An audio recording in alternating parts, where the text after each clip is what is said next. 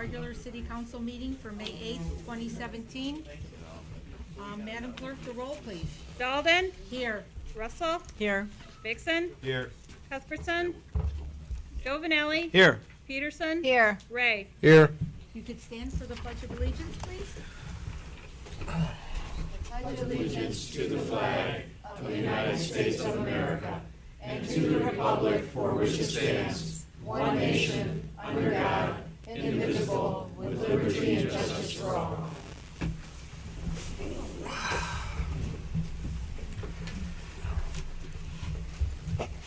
Welcome, everybody, this evening. First, we have discussion regarding the city council member participation by audio-video conferencing.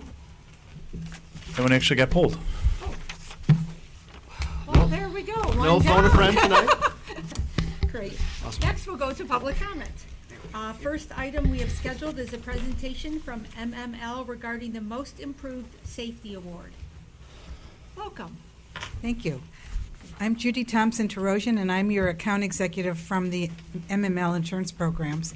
And it's my pleasure to be here tonight to award the city with the Loss Control Award for the Most Improved Experience Modification Factor for a city of your size. And so I brought the award, and it's my pleasure to give it to you. Thank you so much. Usually I don't get awards, we give them out. Thank you so much.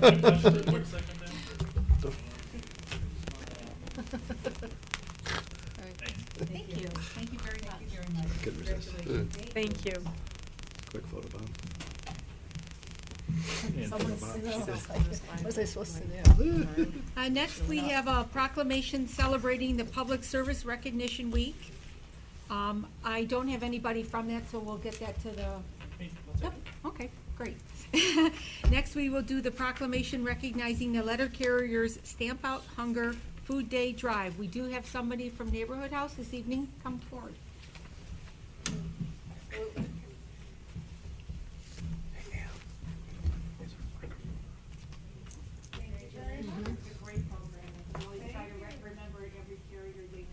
No, it wasn't.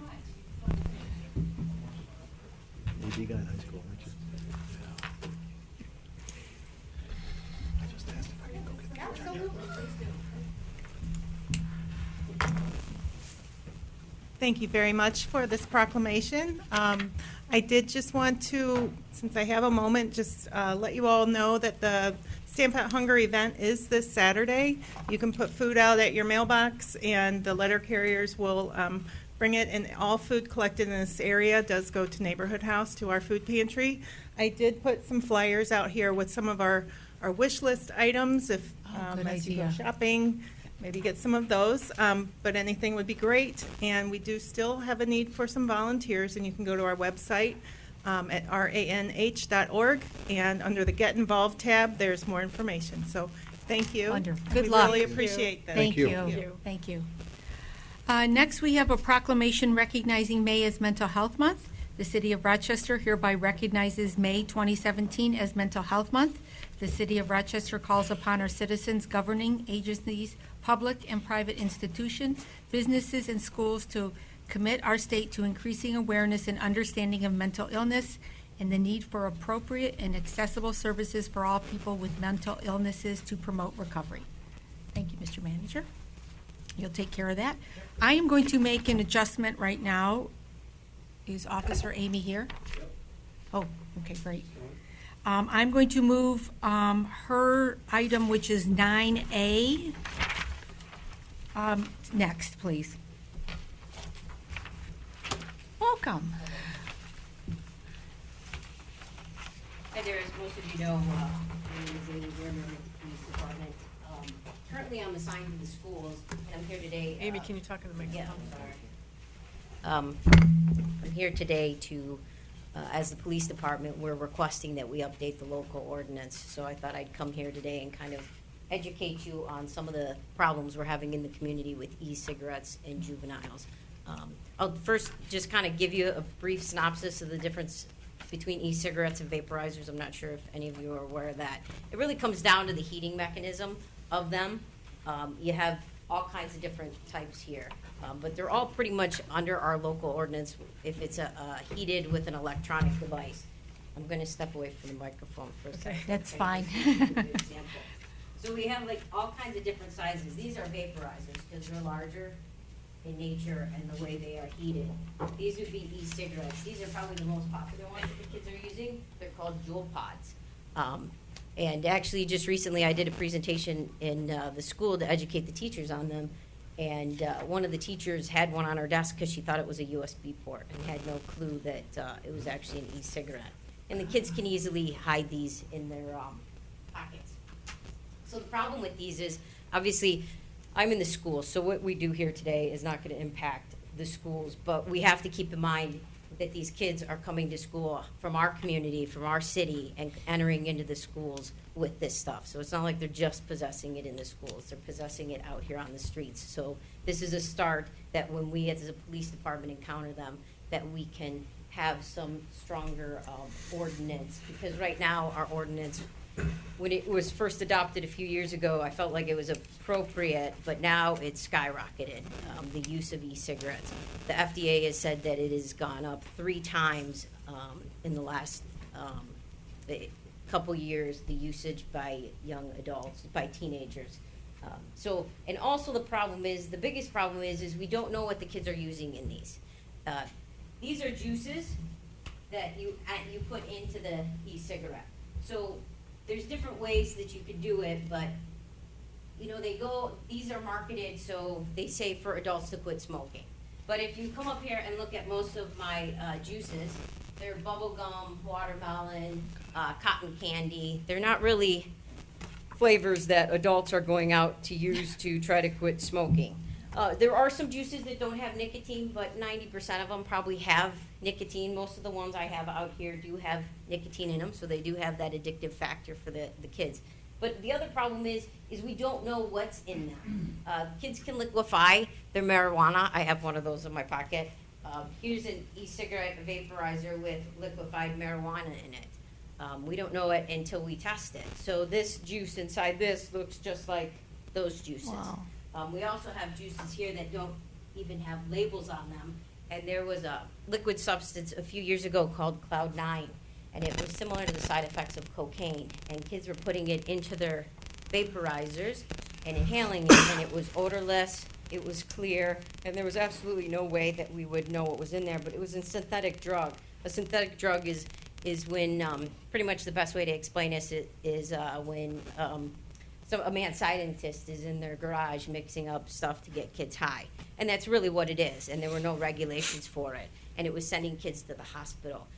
Synthetic drugs are the drugs that are so nasty that some of you may remember, there's been some incidents down in Florida where there was a 19-year-old teenager who was attending a university, very educated, and had gone and taken a synthetic drug and ended up killing a couple people and then starting to eat them alive. So it's nasty stuff, and we don't know, sorry to be so detailed, but that's the concern, is we don't know, I don't know what's in these e-cigarettes when I confiscate them from kids. And when there's synthetics and there's no way to test for that, we don't know. You can also there's wax now, which is a concentrated form of marijuana, and they call it wax because it's actually a waxy material. And depending on what type of e-cigarette you have, there's coils inside here, and you can put your wax on the coil, and then you can smoke your wax. Wax has a concentration, your street level marijuana maybe is 10% THC, but wax is 40 to 80% THC. So they can put their wax on here and then inhale it.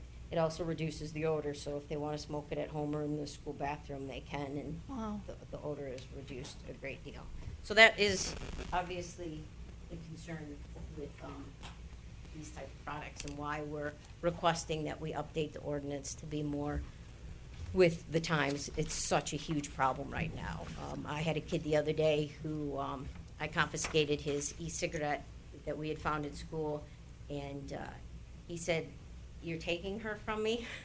And I said, "Yeah." And I said, "What do you mean? She's gender?" And he said, "Yeah, that's Stacy." So that's how into their e-cigarettes they are. That it's they even give them names. Yeah, thank you. Well, for thank that. you, Officer Amy, for You're educating welcome. us on this danger. So what I think you'd like for this, for the new ordinance is a first reading and to move towards second reading and adoption. Mr. City Attorney, thank you. Yes, thank you. There are the slight changes to the ordinances. The first offense was or the offenses were civil infractions, and after discussing this with the police department, we believe that the first offenses could remain civil infractions, but have an escalating from there to the second one being a misdemeanor, and changing the selling or providing. So if it's someone who's given it to someone else, those would be misdemeanors to start with, and an increase in fine from $50 to $100. And to make it consistent with the possession of tobacco, then we've increased the provisions, the penalty provisions on that as well. And I think there's so that is the requested action is to introduce this for first reading and introduction, with the idea that the next city council meeting that it would be moved for second reading and adoption.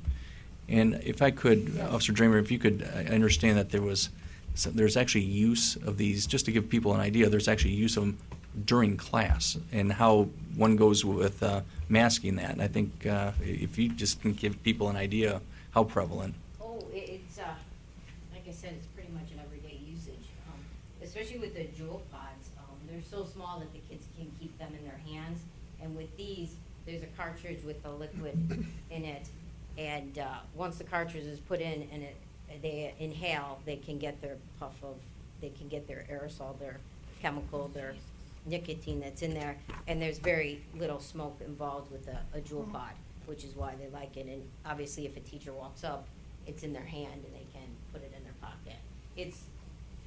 When I talk to kids, it's a everyday usage, especially in the bathrooms. You know, they can easily go into a stall and smoke their jewel pods because they're so small. And then, you know, this is another one. This is actually similar, but, you know, to an adult, a parent, they wouldn't know what this is. I mean, it doesn't look like, I mean, it's got a USB port on the bottom. It looks like maybe it's some type of system you use for your computer, but in reality, you just open it up and you put your juice in it, and you can easily inhale it off the corner and throw it back in your pocket, and no one sees it. Make a motion. Yeah, do we have any questions, or, yeah, go ahead. Thank you. And thanks for the presentation, Amy. I appreciate it. How does the ordinance deal with the drug element? So let's say you confiscate and it is, you know, wax, or it's the marijuana oil, or it's, you know, some synthetic or something. Does it go to the detectives and they test it, and then does that go down a different path? Yeah, actually, we can field test it. So, unfortunately, with the synthetics, that's a whole different. Right. When we talk about synthetics, the problem is these mad scientists are one step against the up in front of the law. So, like, once the law comes out that says, okay, we're going to ban these chemical elements out of a synthetic, they already have their next potion. Sure. And throw it back out into the gas stations for people to use. Now, if it's got THC in it, that's easy enough that we can field test it, and then it's going to be a possession of marijuana. But the real concern is obviously the synthetic drugs that could be put in here that we have no clue what they look like. Sure. They're odorless. Yep. And just as a follow-up, in terms of the places in town to get this, there's not that many from what I understand, but we can't control what goes on in the great environment around us, so. That is very true. You know, I think we frequent our area gas stations pretty good Right. to know what they have in there. But there are a lot of what they call head shops, smoke Yeah. shops. You drive anywhere and you see vaporizer shops, vape shops. And, you know, they're luring the kids in, like I said, by selling the bubble gum and watermelon and saying it's safer than cigarette smoke. But anytime you put a chemical and you burn it, and then you inhale it into your lungs, it's not safe. Thank you. Councilmember Ray, did you have? Yeah, I just wanted to compliment Officer Tremor on her presentation, and that I think this is a perfect example of community policing and the relationship that we have with our department, where an individual recognized something. Officer Drummer actually brought this up at a Rochester Area Youth Assistance meeting, and the entire board had the the same kind of eye-opening experience, not knowing that this was out there, but she voiced that this is an issue that we're facing directly, and how to address that. And I think this is just a fantastic way of we're bringing something to our attention that we can take action on. Okay, yep. I just wanted to say that I'm relieved that that's not Nick's vape supply. So, He's sitting there. Poor Nick's like, I think we have a motion by Councilmember Peterson, support. support by Councilmember Giovanelli. Madam. Yeah, and thank you again. I mean, I know nothing about any of this. This is my first time of, hearing about what's going on. My question is, when we're looking at this ordinance, do we need to add like the THC, the synthetic drug, the vaporizer, because it's the possession of tobacco by minors? Maybe we have another ordinance that covers that? If I may, Yes. there's two ordinances here. One is, what you're looking at is the, I believe the tobacco. There's some tobacco and there's an e-cigarette, Right. e-cigarette ordinance. And so there's actually two of them in front of you. Okay. If there's, we also have separate ordinances that deal with other substances. So we do have coverage with marijuana, with other controlled substances. But these two that you just have in your packet are only e-cigarette and tobacco. So we have other ordinances that address those things. Okay, so thank you for that clarification. And the other thing I was looking at is that in the definitions, like some of these juices, waxes, whatever that was brought to our attention, is that something that should maybe be part of the definition on these, or not really? Just because it doesn't, it doesn't seem like it really clearly defines, because we're changing the misdemeanor, we're changing the violation section, but we're not really updating the language that's being currently used. Mr. City Attorney. Well, in the definition of e-cigarette, it does refer to nicotine product, that this is, the e-cigarette is, it provides vapor of nicotine, which is, I believe you said, what you were saying, 90% of them have nicotine in them. So maybe there's a way that we can take a look at, maybe we need to expand the definitions. And so maybe between now and the next meeting, Officer Dramer and I and the police department can see if we need to expand that to cover the other items that she's looking at. It's just a nice awareness too for us, and it's a nice awareness for parents and that type of thing. Truthfully, this is really sad news, to me. Yeah. Thank you, Officer Amy, for the presentation. Appreciate it. Madam Clerk, the roll, please. Sullivan? Yes. Russell? Yes. Dixon? Yes. Giovanelli? Yes. Peterson? Yes. Ray? Yes. Next, we will move on to item 5E, presentation regarding the city's infrastructure. Mr. City Manager. Actually believe Councilmember Ray is actually going to. Yes, he is. Yes, I am. All right. So at the onset, I believe that this has been done at least once before, but I wanted to personally thank administration and the engineers for their absolutely tireless dedication to this process. The committee has been working on this final recommendation for nearly a year now, and always at the drop of a hat, beck and call. Our engineers and our partners have always been there to answer the most minute of questions or complete overhauls.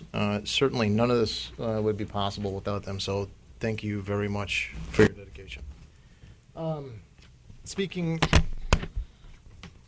about meeting for nearly a year, this stems back to June, that the committee has had several meetings. I believe some, these may be key dates, but certainly I know the committee's met at times 2 or maybe even possibly 3 times a month.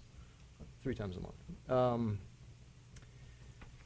This isn't necessarily news to council, but as a refresher, the infrastructure committee digested a number of scenarios in terms of funding against what we could afford, against what was needed from an infrastructure perspective.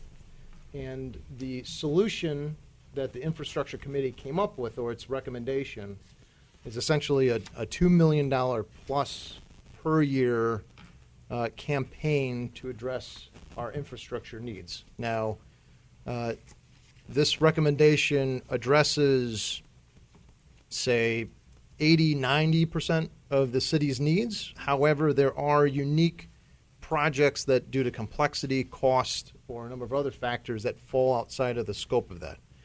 The infrastructure committee understood that, and so additional projects like South Street or Letica are considered bolt-on parallel projects that we're dealing with on a unique case basis, some of which I'll be able to talk to later in the presentation, but know that for the majority of this recommendation, we're talking about, the big picture stuff.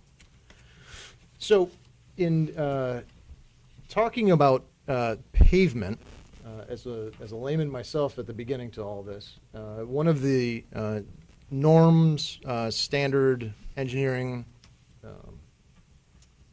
grading scales used for roads is PASER.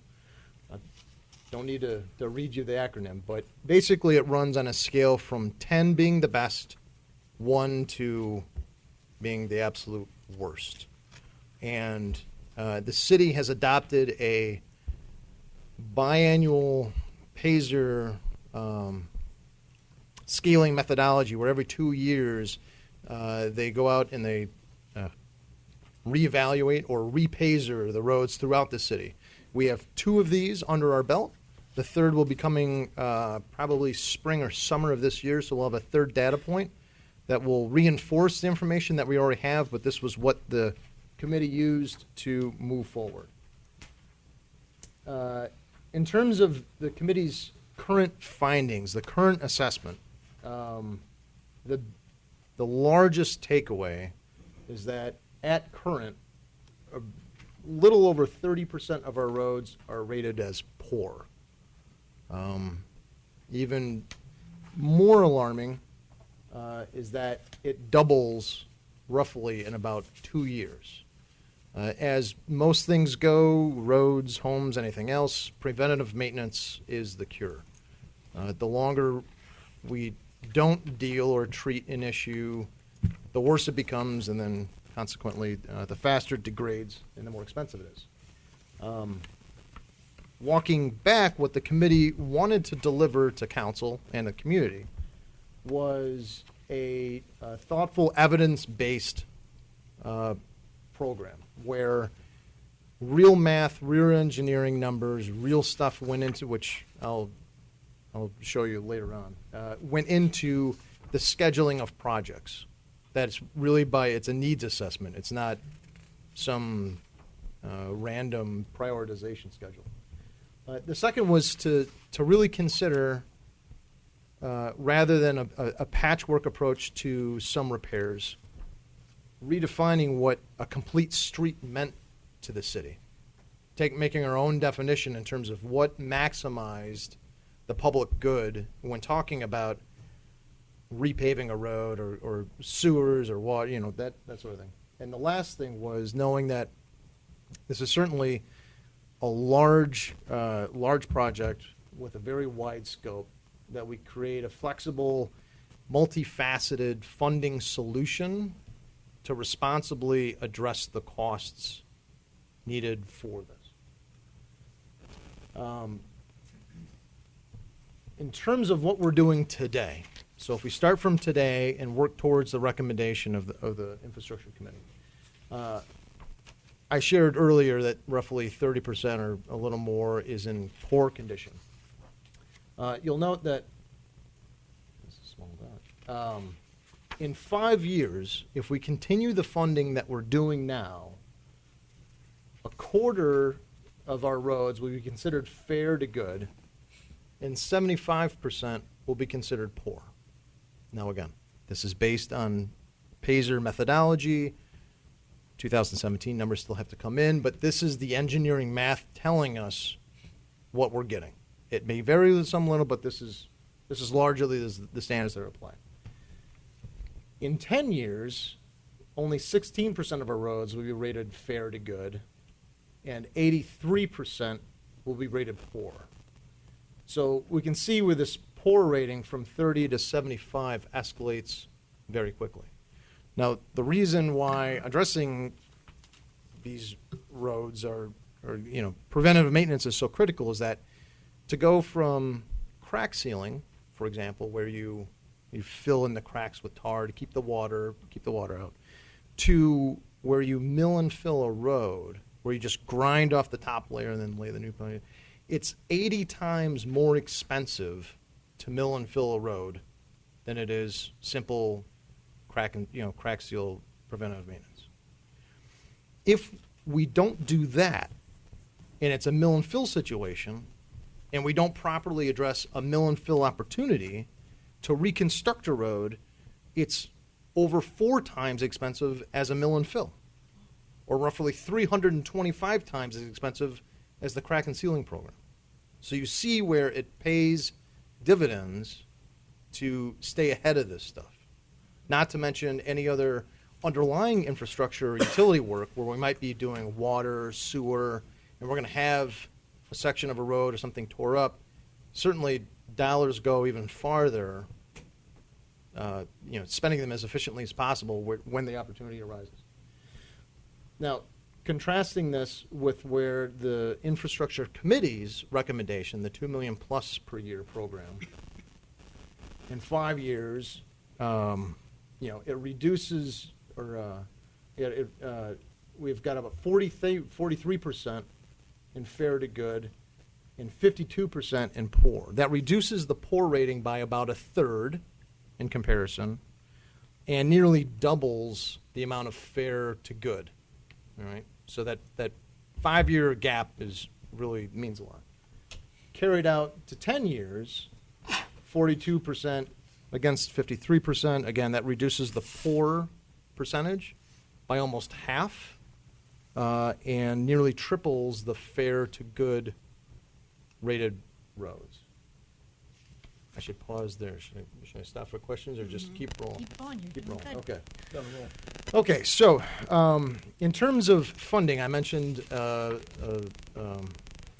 very thoughtful, multifaceted solution. There are a lot of buckets to pull from to get there. The Infrastructure Committee was very mindful of trying to coordinate these in the most responsible way to get to the $2 million plus category. That includes Act 51 funds, major local streets, general fund, partnering with the DDA,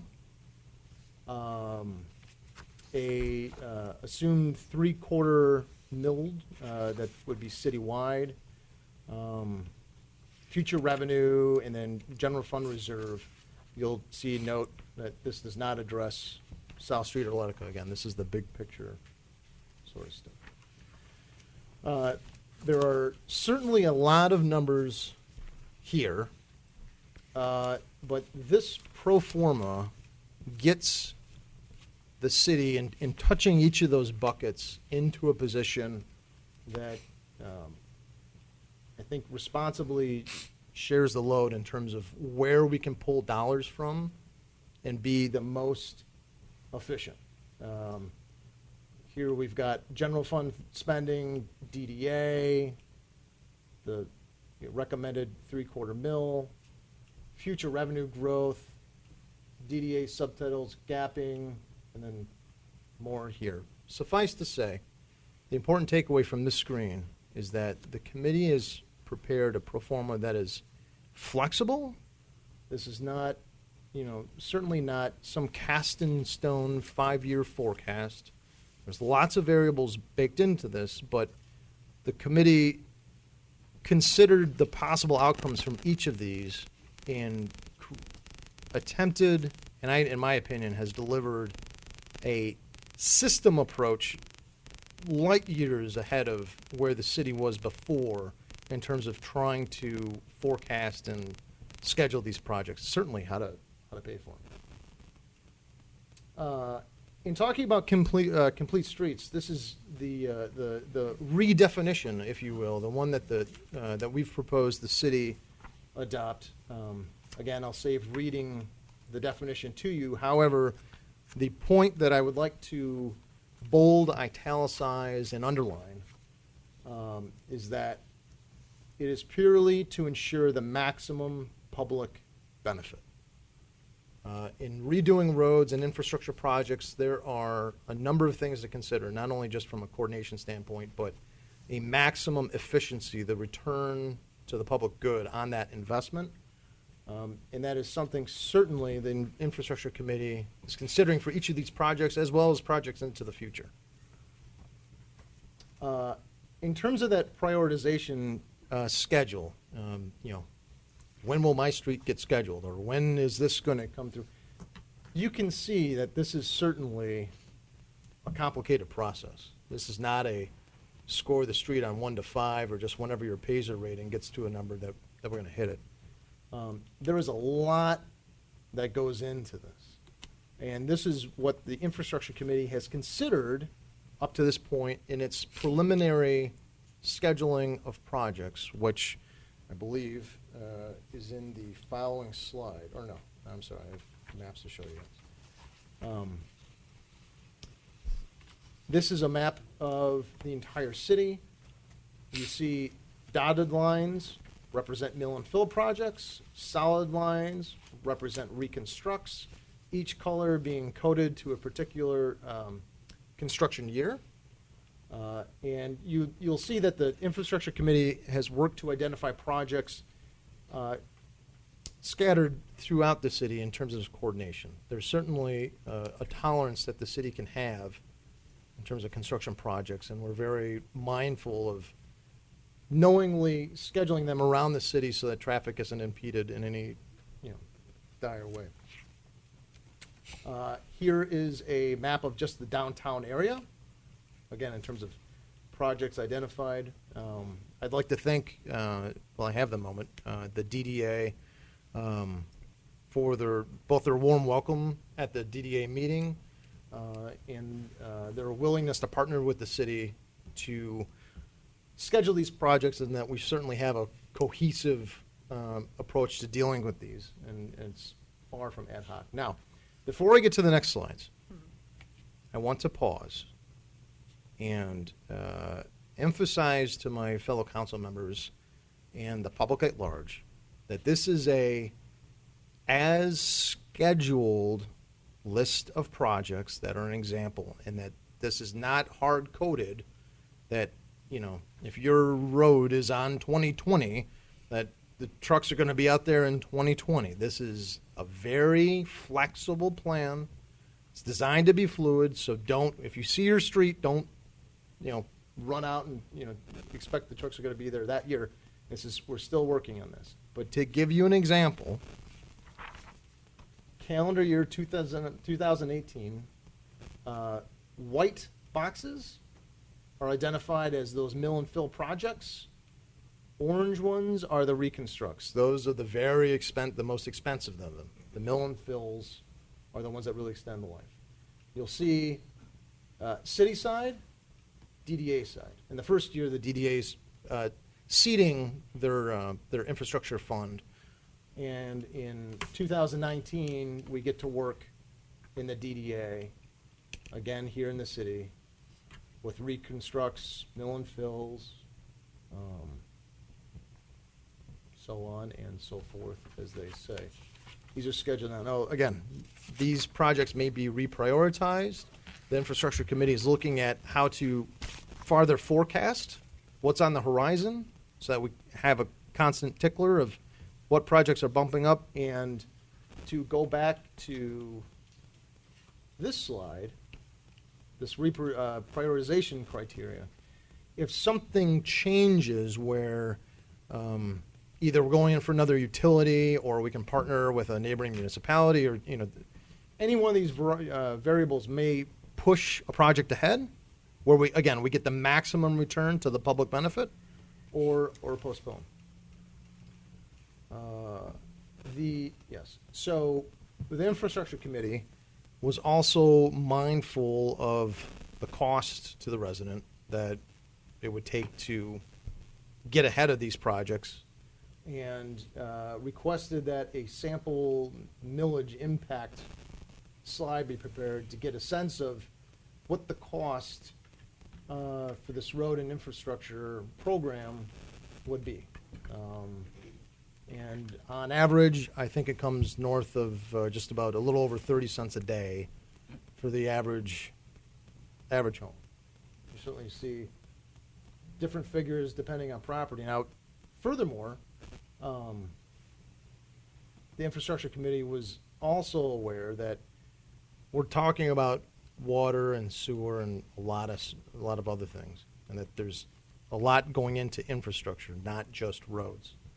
So we use the same sample set and forecast out what this mill would look like, or the 3/4 mill, against the water and the sewer and everything. And so you get your idea of a total impact cost per home. And again, that varies depending on the cost, a little over $1 a day, which I believe in the resident survey, there was a mention of committing $1 or something to that effect to supporting infrastructure. So this is something mindful of that the infrastructure committee had, and I'd like to personally thank Dennis McGee, our resident member, for really, helping us spend time on considering this and what it means to our residents, and not just looking at it from a programmatic standpoint. As it relates to the two special projects, if you will, this goes into the prioritization slide in terms of the factors that go into deciding when a project is deemed to be green lighted. But we have an estimated cost of, just call it $3 million for South Street. Thanks to a pending DWRF loan that we have, this reduces the cost almost in half of South Street, considering that we're going to be working on pipes and then replacing the pavement. So it's opportune that if we're going to be doing that work, again, we get the maximum yield to the public, and we look at it as a full scope project. This hinges on when that loan might be awarded. It might be awarded, in a year. It might be awarded in a couple of years. The infrastructure committee is working towards a final solution for this, with the assumption that the loan gets awarded quickly, so that we have a solution that we can bring back to City Council to say, this is what this package would look like, and now we're just waiting on the DWRF loan. As it relates to Letica, based on its scope, certainly considering that it's pavement and it's again, $3 million price tag without a DWRF loan to offset the cost. The committee is considering its options. I think the one that's gaining traction, if it's approved by the engineers, there's still some discussion, but we'll be looking at some relatively low-cost mill and fill solution, or something that extends the useful life, the good parts of the road, another 3 or 5 years, that allows us to focus on South Street, again, maximize that yield to the public, and then have the time between now and then to come up with a final working solution. So this, concludes the presentation part, and I'm happy to answer any questions the council might have. So before I go to council, I'd like to open, in case anybody in the audience has questions pertaining to this, since it's on the agenda next. So if anybody has any questions that they might have for Councilmember Ray, now pertaining to this presentation, come up and ask those now, please. I invite you to. This is not on the budget part of the meeting. This is on just the infrastructure. Yes. One simple question is, the 3/4 of a mil, is it designated for roads only? Is it designated and locked in that it's only for roads and infrastructure? Yes, sir. Thank you.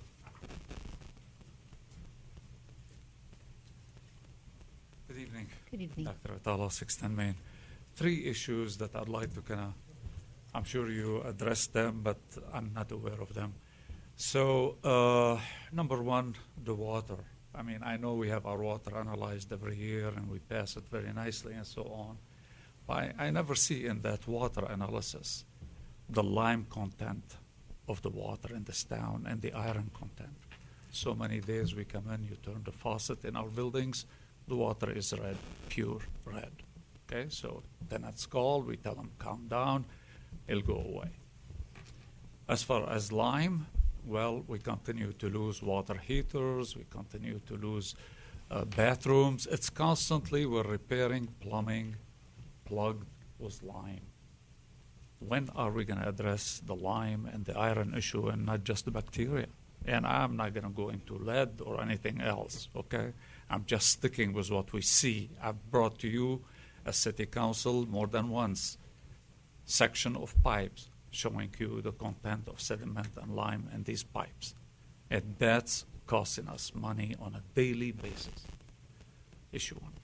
Issue two, as we're talking about roads, it strikes me that we are, like you stated, Mr. Ray, that we need to coordinate with DTE and other government agencies that keep going back and digging in our roads. I mean, we just finished Main Street and did a great job in the makeover, and we're already digging in it. And already we have potholes. So that means we're not coordinating well what's going to happen in there in terms of drainage and in terms of the quality of what the subcontractors are delivering to us. You go to Maine, you go to the Northeast, you go to frozen areas, you go to many states in the United States, and the roads, despite the ice, the snow, everything, these roads look impeccable. We come to Michigan, and within a year, we got to reseal, we got to pave again, we got to cover potholes. I mean, what are we using? Why are we different from other areas that have a worse climate? There's something we're not doing right.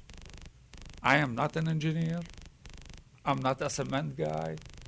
But I see this every day happening, and I say, why?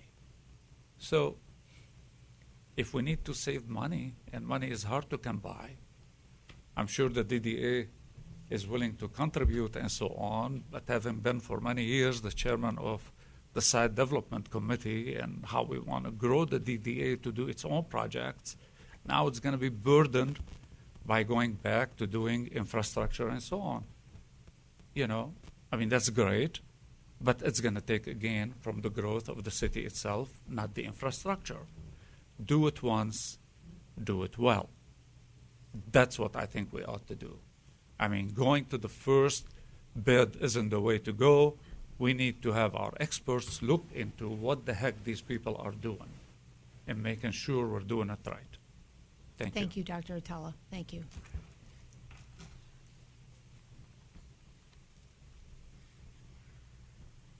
In line with the good doctor said, is there some way that we can hold the contractors accountable for the type of road that they put in? Is there a guarantee this road will last impeccably for 3 years? After that, it's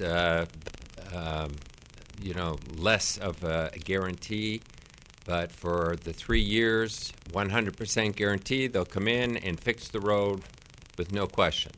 After that, maybe you pay half and I pay half after a couple years after that. But there needs to be some type of quality control over what's being put into the roads. Thank you. Thank you, Mr. Barzak. Any other comments this evening? Yep. I'm sorry if I missed this. Was 4th Street on the list of roads? Sorry. It was just, 2000. Oh, yeah, that's, okay. Thank you. Thank Okay. you. But again, remember that this is a tentatively scheduled. Okay. Even on the list. Thank you. Yeah. Dennis, you want to come?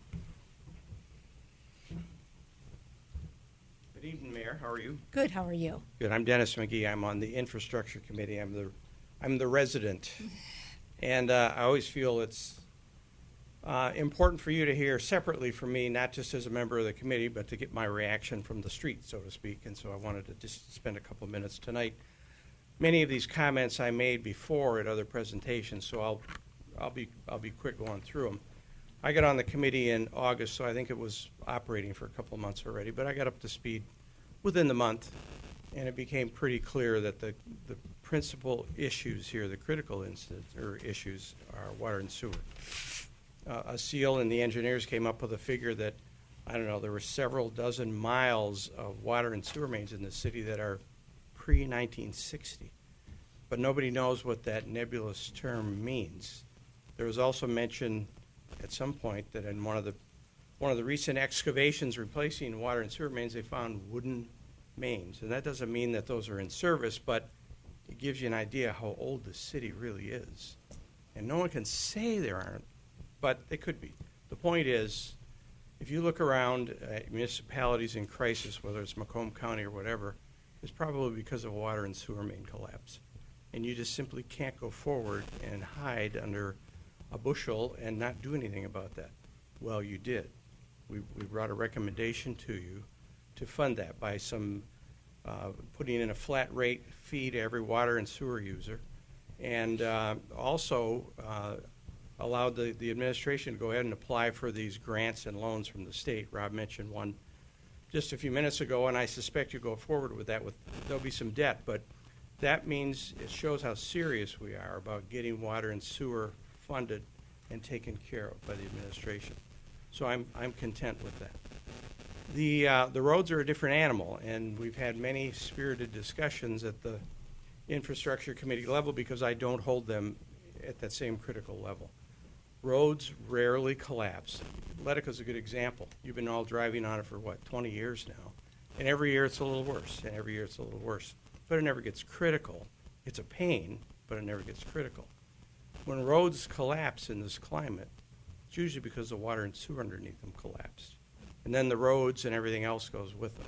And so you've addressed that, and I'm very pleased from a resident point of view. But on the subject of the roads, I'm for having good roads, but I'm not for having perfect roads. I think you have to let a road, a well-constructed road, run out its life.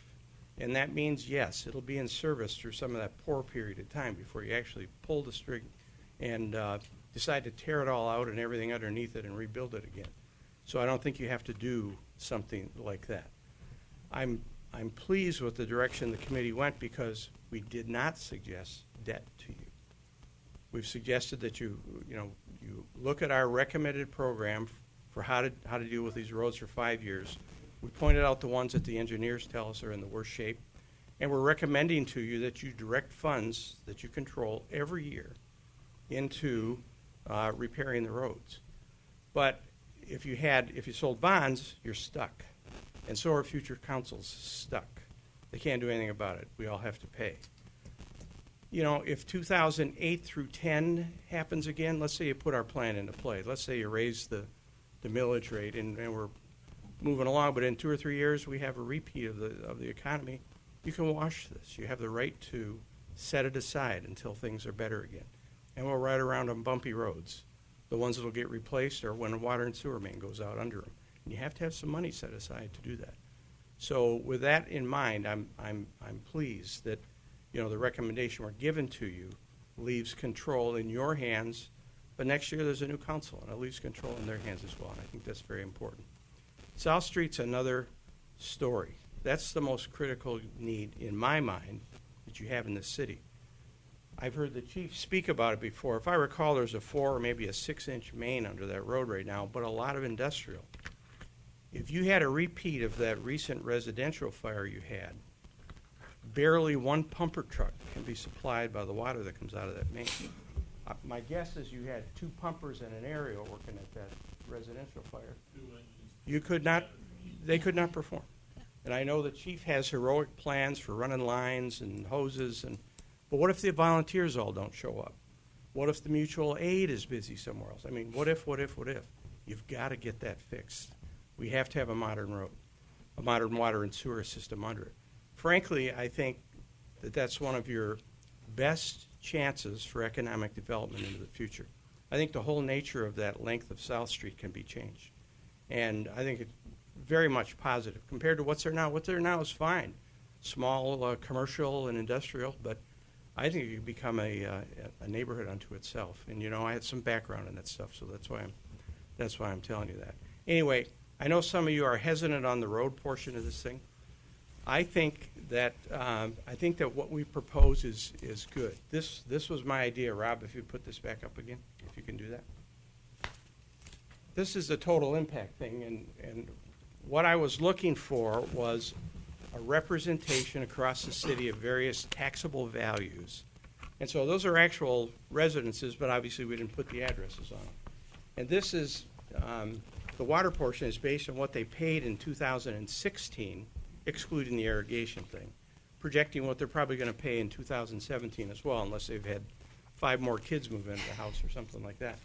But in the end, you're looking at, I don't know, take an average. It's probably $300 a year for everything we propose to you from the Infrastructure Committee, $75 a quarter. Yeah, it's real dollars, but you're getting hard goods for your dollars. We're not talking about social services or things like that. These are hard goods, and we have a responsibility as residents. You have a responsibility as a council to make sure they're provided for. Thank you, Thanks. Dennis, and thank you for your service on the committee. I really appreciate it. I'll take any other public comment and close the public comment, if not, to the council's deliberation. So, council, Councilmember Giovanelli. Thank you, Madam Mayor. Dennis, Ann, Rob, and Jeff, thank you guys, all of you, for, that's why I said Ann. Oh, I'm sorry. No, it was ladies first after that. We've been, I never forget when I was first elected to council way back, it was like 9 years ago, but Dr. Becker said that we are blessed with an abundance of riches in this community, of folks who stand up and get involved for no compensation whatsoever. So I'd like to thank my colleagues up here who gave weekly hours. I mean, you guys have no idea the amount of time, energy, effort, and life force that these folks have put into this. And we're extraordinarily blessed to have Mr. McGee because of not only him being a resident, but also his background is in the city of Auburn Hills. He jumped in right away and knew exactly what was being spoken of. And his steady hand was, I think, largely attributed to where we're at. As you can imagine, when you're talking about multiple millions of dollars in political animals, being on a committee with people that want to spend money, it's always good to have somebody that sort of represents Sweden. And that was what Mr. McGee did. So, Dennis, I want to thank you for your service on that in particular. That was key in my mind. The one thing that I think gets lost on people there's a handful of folks that are in here every council meeting, and you guys have been here with all the meetings we've been through on this matter. The administration, the consultants that have been involved in this, everybody's just done a stellar job. But there's a blessing and a curse of being the oldest community in Oakland County. And we're witnessing the curse of being in the oldest community in Oakland County. There is wood stuff down there, although somebody said, now we got it all. And I don't believe it. We had Indian burial sites at 3rd and Main and all kinds of crazy stuff. So it sort of is what it is. I'm in support of this. I think we've had at least 4 or 5 council workshops on this particular matter where we've gone to the fire station on a Saturday and dedicated all my colleagues, all their entire morning to sit down and listen to this riveting stuff about water and sewer and road. And, it's tough. It is. This is the sausage making part of it, right? But it's vital. And when we sat down, we were presented with 3 different alternatives, what I'll refer to as door number 1, door number 2, and door number 3. Door number 1 would have been the gold standard, which Mr. McGee referred to. That basically was getting us ahead of the curve and would have been a lot more expensive out of the gate. Council, I think, to a person, recognized the benefit of that, but the reality of the situation is we needed to be somewhere, the 3 bears, the one that's not too hard and not too soft, but right in the middle. There was one that was basically a non-starter that would get us into the Pacers 1 and 2s way too quickly. So this proposal that's being presented here, we've all had the opportunity to see several times. Nobody likes tax increases. We have not increased taxes in 6 years. It's been a long time. I can't. What's that? We decreased. A decrease. Yeah, there's actually a decrease. So, I mean, literally, we haven't asked, I'm talking about we, because I'm also a resident, to be paying for this as well. But, my house, for example, it's going to cost me an extra $350 to $400 a year. Would that money be better spent elsewhere? Yeah, I suppose. I have 2 young kids that have high demands for a National Bank of Dad.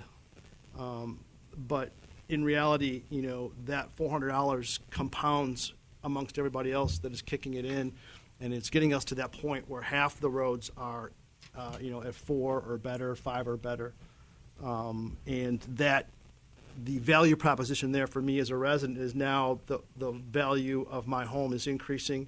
The demand for folks to come live and work and play in the city of Rochester increases because we have great roads, we have great infrastructure. We're committed to not neglecting. I did want to mention South Street. Mr. McGee did bring it up. That is, I couldn't agree more. I think it's, aside from being the last bastion of improvement in the community, it's also the oldest, and we've dealt with bubble gum and duct tape for the 9 years that I've been on council, and we're about out of roll of duct tape. So we need to get serious about that. That I think is it's not contemplated in this budget as far as I know, and we need to get at that though. And I do know that can't be ignored. The water chief is brought up to us just about every year. We talk about it, and there's not enough water pressure to deal with any kind of major fire situation down there. So we got to fix that. We just it can't. No is not an answer. You can only suck so much water out of Paint Creek before you run the creek dry trying to put a fire out. So having said that, I just wanted to thank the committee and for their tireless work in this regard, and I'm happy to support You can get to that. this part. Yeah. Mayor Pro Tem. Well, I have toiled over this significantly, and I just want everyone that sent me an email, phone call to me that, I've taken everyone extremely seriously. And there's some really good things that the committee put together, and thank you for all your time. Councilmember Ray, thank you for all your phone calls that went out to me. For our new DPW, Mrs. Filarecki, for, even this morning, I'm still on the phone trying to figure out which way to go. So let me just share a little bit of why I think this is the plan for us at this moment. For one thing is they're not tying our hands, and Dennis, thank you for standing up, or Mr. McGee, thank you for standing up and sharing your perspective, because I think you and I had very similar thoughts on the water sewer versus the roads. But part of what we're putting together is evidence-based. And, I wanted a third PASER analysis. I wanted to go a little bit slower, and the reason why I wanted to do that is because we set the water and sewer in motion, and I wanted our customers, our citizens, to be able to save up for that. And because for some on fixed incomes, this is the hardest part for me, is those that are on fixed incomes, because now they have to save $30 a month, $20 a month, $50 a month. I don't know where they come on that. And I heard you, and that's why I toiled so much with this. But I think we have a good plan together. I like the definition of the complete streets.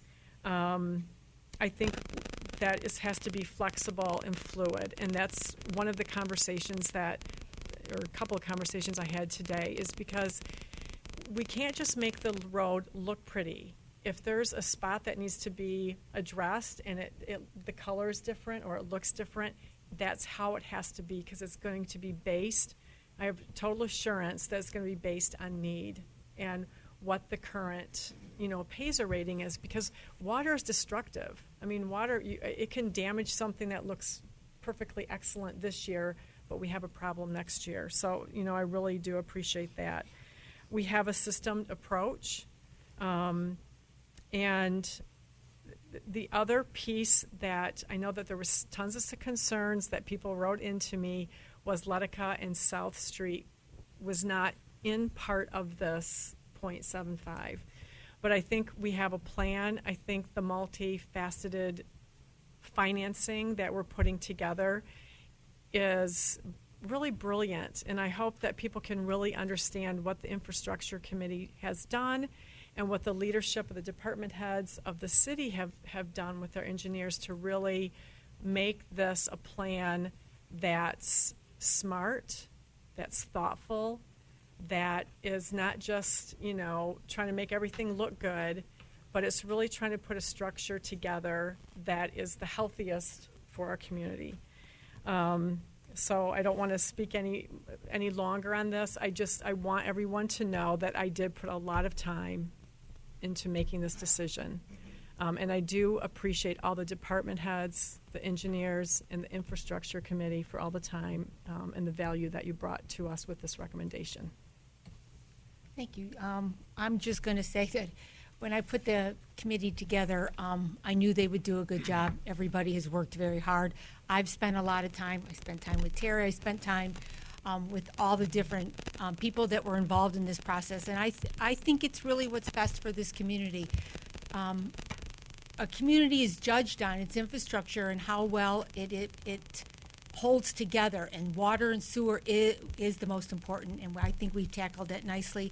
I do think that not tying the hands of future council, I know I talked to Mr. McGee about that too, is important, that they have to then, when it comes time, that year comes, that they have to make a different decision. We've given them that ability. But I do think right here, right now, this is a good decision for this, what is going on in our city, and I think it will benefit. Too many communities in this country have done nothing for a very long period of time, and they're not in a situation like we are, that they want to tackle it and that they're able to tackle it. And I think it is in our best interest for the residents that we do this now and move forward. So do I have any other comments on this? Because this will be discussed at the budget part when we open up for the budget.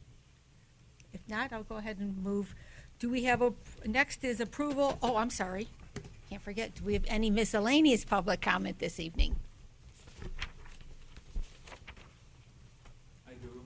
Yes, Sorry, that's it's a okay. busy night for you guys in here. I had many things to talk about. I haven't seen you in a year. And I want to catch up at least on one thing, then I'll come back other times where we have less tough issues to discuss. I want to talk about the PSD. So, a year ago, you voted on renewing it for 3 years. Not only that, we increased even the percentage and the rate because Mr. Giovanelli felt that 16% is the rate of inflation, so we went up all that way. And I remember that some of you were not supporting the issue unless the PSD comes in with some benchmarks and some facts of how really the north of town, north of University, is going to benefit from the PSD taxes.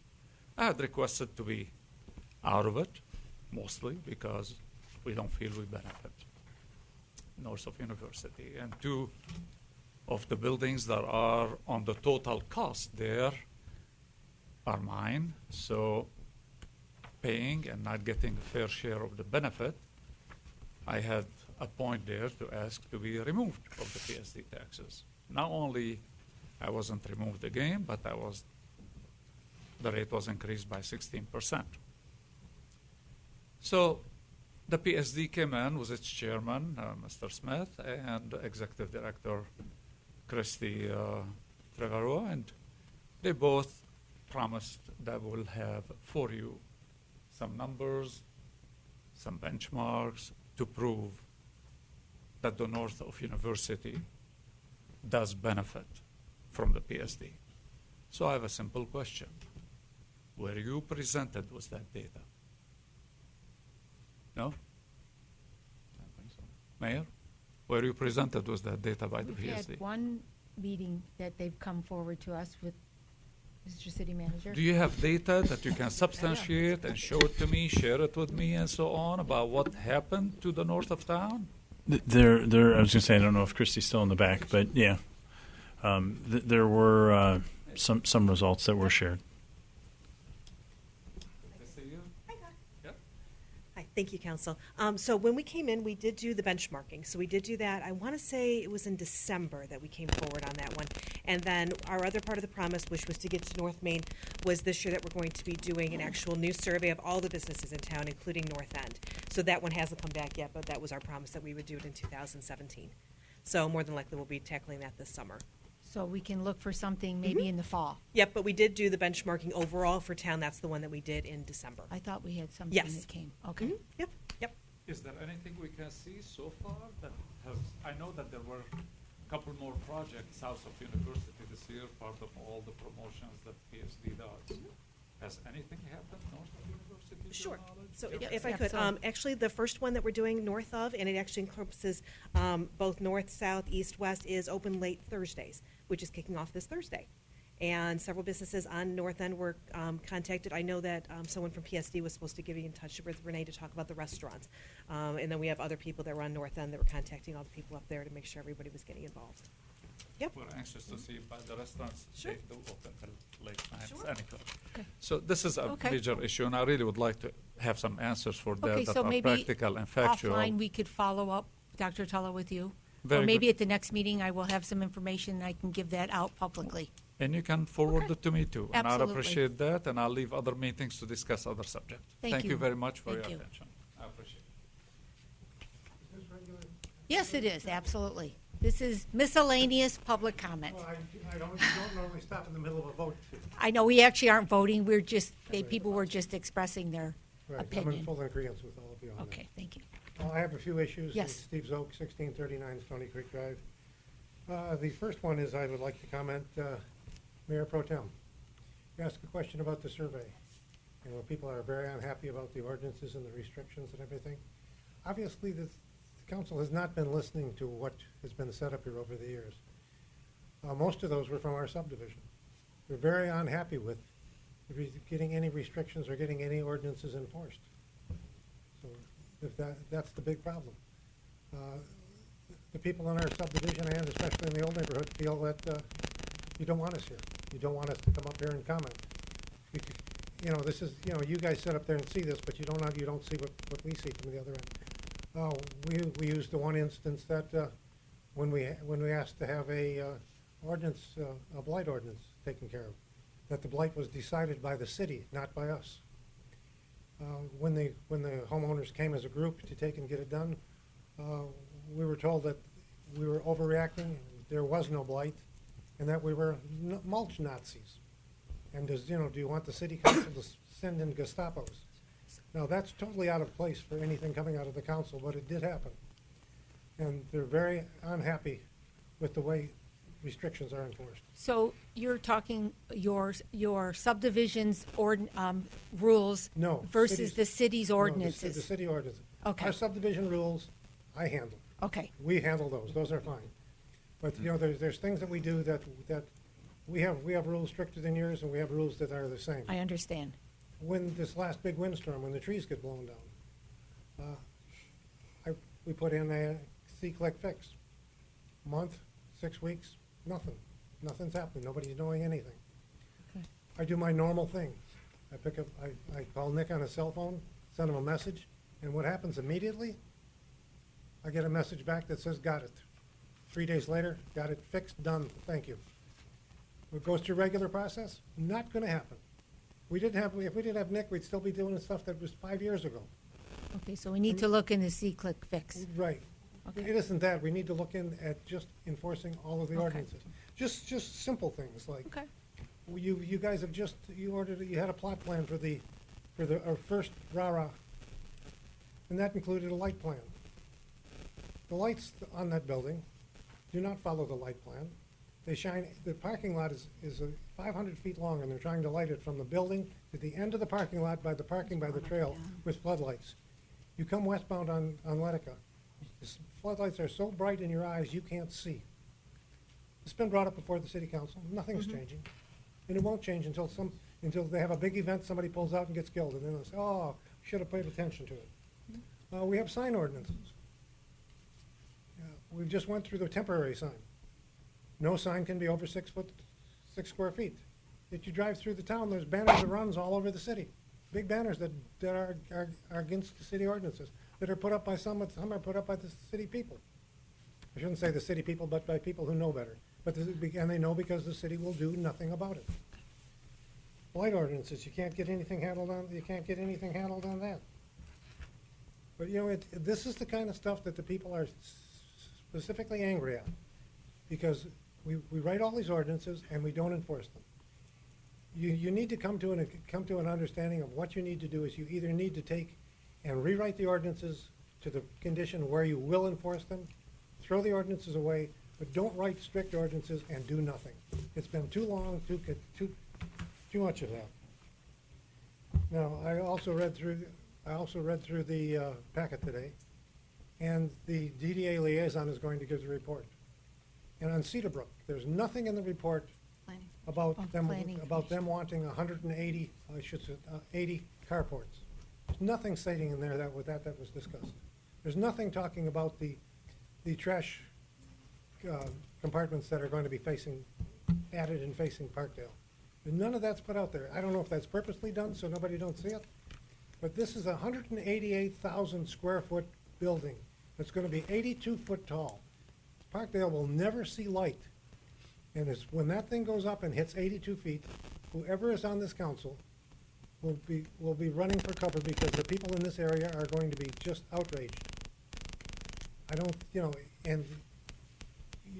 know if you can just imagine how tall that is. I mean, I can understand you wanting the project. I can understand it being necessary. I can understand all of that. But it's just ridiculous the way it is. And now, because the cost of it went up, we're going to take the fancy features off of it. We're going to put painted surfaces on it. We're making a lot of changes to take and make it something other than what was approved. And it's, we're doing the wrong thing here again. You guys really need to, I don't know if you're aware of what is going on, or you're not going to the meetings, but it's just stuff like this. And this is why everybody is angry. And we have a lot of angry people in our subdivision. And and I know from the old section, they don't even want to come down and talk anymore. So we need to step it up there. And then another thing I get a question on is we have these building times and the rules of silence. And the people that I know in more than one subdivision would like Sundays after 5 o'clock to be free of all commercial big machinery running. If you want to cut your grass and you're a homeowner, that's different. But we have landscaping services in there till 9 o'clock on Sunday night. 7 days a week they're going. They're taking tree stumps down. They're doing something. There's never peace and quiet in any neighborhood. I think we need to take and at least give 1 day a week from 5 until midnight, so people can sit on their patio with their family and have a decent time. Let's see what else we have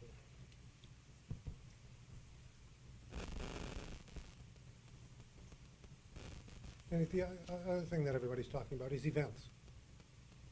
If you guys could take and just run a study or do something, and we have a run coming up this weekend. Could you somehow come up with how that benefits the residents, other than making us go out the different direction because we're tied up on the streets? How does that benefit somebody who's living in a subdivision in this city? We don't have that many people running, so we may have 5 or 6 from each subdivision that may run in it. But the other 500 are inconvenienced, that are redirected by traffic, can't get in and out. How is that benefiting us? Some of these events that they have downtown, it benefits the merchants, but it really doesn't benefit the residents. And we have 2 cities here, one for the merchants and one for the residents. And I think that's something else we need to look into. Okay, thank you, Mr. Zelk. Okay. And one other thing, we have a group of new people that are coming to run for council. And I would just like to put out a welcome to them, seeing that we haven't seen any of them at any meetings. It might be nice that they would come, because if they're interested in being here, to do your job, they have to realize that they have to be at least at 2 meetings a month, which actually, in your cases, would end up to be probably 15 or 18 a month, because sitting where you do, you give up a lot of time, a lot of effort, and do a lot of things that you don't get any reward back for. And as I said, there's a lot of us that think about this, and we know this, and we thank you for that. I said, I'm not up here criticizing you. I'm trying to make this city a better city for the people that live here. I think we've lost perspective on who we're taking care of. This is Rochester where you live. It's not to entertain the people who don't live here and come in. Right now, we have a Citizens Police Academy, which is a fantastic program. But the oddball thing about it is that the majority are from other cities. So, you know, our people do not take and participate. Thank you, Thank you Mr. for Zelk. listening. Thank you. Mayor, if you wouldn't mind me Yep. commenting on a few of those. I don't know if you want to. No, No, go it's ahead. okay. And then I'll- So on the enforcement, we definitely can always do better. I know we actually just had an update from our fire chief that primarily oversees our ordinances. And this past year, we've actually, just went out, we've actually more than doubled the amount of enforcement. So the putting the notices and then working with, because we're trying to get compliance and not just It is improving. We're going back. We're going back before you. Okay. All right. Well, I just want to, Yep. we are moving, I believe, in the right direction, but we always can do better. So I wanted to comment on that. And then for the Planning Commission component, with Cedar Brook, Council has asked us to put the current agenda as well as the minutes, but they're 1 month behind. Yes. So That's why. that's the reason why you're not seeing. We don't yet have even the draft minutes to put in. What council wanted, because the updates, quite honestly, were very brief at the end, and so that the public could actually at least see what's going on as a total package. We've done the Planning Commission and some of the other ones. We're putting the agenda and then the minutes. So those minutes the next cycle will be the ones that will have those comments. So I just wanted. Right. I did not look at the date on the minutes. Yep, no problem. I just Thank wanted you. to make sure that was noted. Hello, Mr. Dalton. Welcome. Hi, Richard Dalton. I'm here for a thing on the agenda already, but just a quick question. On Oak Street, 3rd and 4th, we have a fire I know where you're fired going with building, this. and I'm just wondering what Mr. the City status Attorney. is. I mean, is it what's the demolition Thank time you. for that house? There were multiple units Yes. in there. It might be a crime scene, right? Well, it was. And so there was a long delay in that the Oakland County Prosecutor's Office, who was looking at it as an arson matter, had a hold, so the city couldn't touch it because it was a crime scene or a potential crime scene. Just recently, it was released by the prosecutor's office, and so the city has given I believe it was 30 day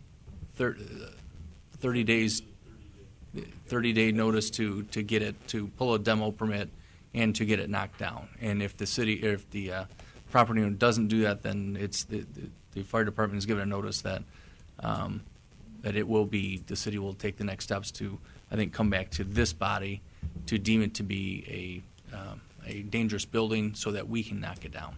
Okay, good. So there was a long delay, I but know that it suspected wasn't that, the city. but it was that- a long time. The city would love we to were have. kind of scratching our And heads. I've been keeping up on it, obviously, because of where I'm at over there. So, but I knew we couldn't do anything. But now that we can, I Why will don't we all definitely- show up with axes Okay. tomorrow morning? So, Big windstorm would be awesome.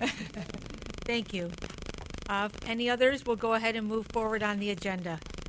Next, we have approval of the minutes. Consideration of the minutes of the regular meeting of April 24th, 2017. So moved. So moved by Councilmember Peterson. Support? Support by the Mayor Pro Tem. Any additions, subtractions, alterations? Madam Clerk, the roll, please. Dalton. Yes. Russell. Yes. Vixen. Yes. Giovanelli. Yes. Peterson. Yes. Ray. Yes. Thank you. We have 3 items on the consent agenda.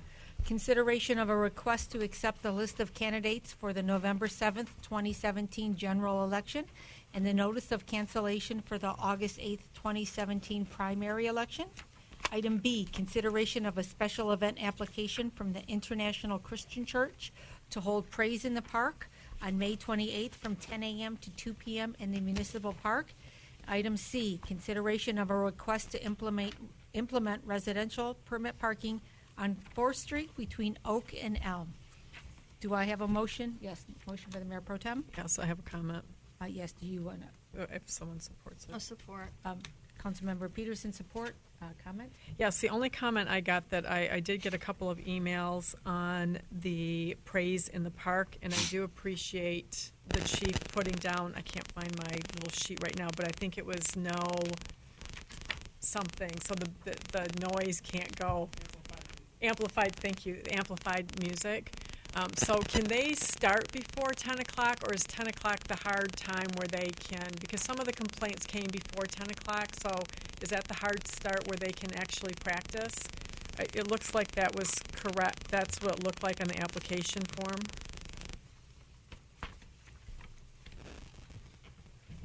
I'm just, it says 10 to. They've asked to be able to set up starting at 10 o'clock, and that they would have no amplified music or speech or any sound of that nature until afternoon. Very good. Thank you. Thank you. Any discussion? Madam Clerk, the roll, please. Belden. Yes. Russell. Yes. Vixen. Yes. Philbinelli. Yes. Peterson. Yes. Ray. Yes. Next, we have public hearings. We are continue the public hearing and adoption of the fiscal 2017-2018 budget. Mr. City Manager. Jump up here.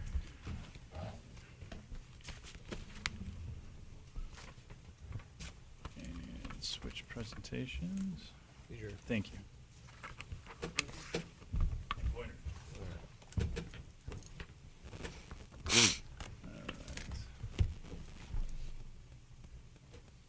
I know we have a long agenda here, so I'm going to be as brief as I can. The highlights for the current budgets, and there are two that are in the green binder and have been posted on the city's website, but I want to highlight, I guess, and underlined a few things. The first thing is we have a balanced budget that's presented with a surplus of over $230,000. With the water and sewer and our road system, with the water and sewer infrastructure fees, again highlighting that they'll be starting on 7/1 to pay for our low interest loans, as well as the water and sewer fund, the infrastructure fund buildup. The creation of a 20-year infrastructure plan we'll be discussing with the full council this early fall. The I&I removal, we'll be doing an update again this early fall. Payzer rating that's been talked about enough, we'll be doing this summer. And then the recommended millage, and I'll be highlighting that here in a moment, of the 0.75 millage increase dedicated specifically to roads. When we look at our overall snapshot of the budget, and again, in the budget, I actually did do an extensive executive summary of the 200 and some pages. There's about a 12-page executive summary, though, in the front.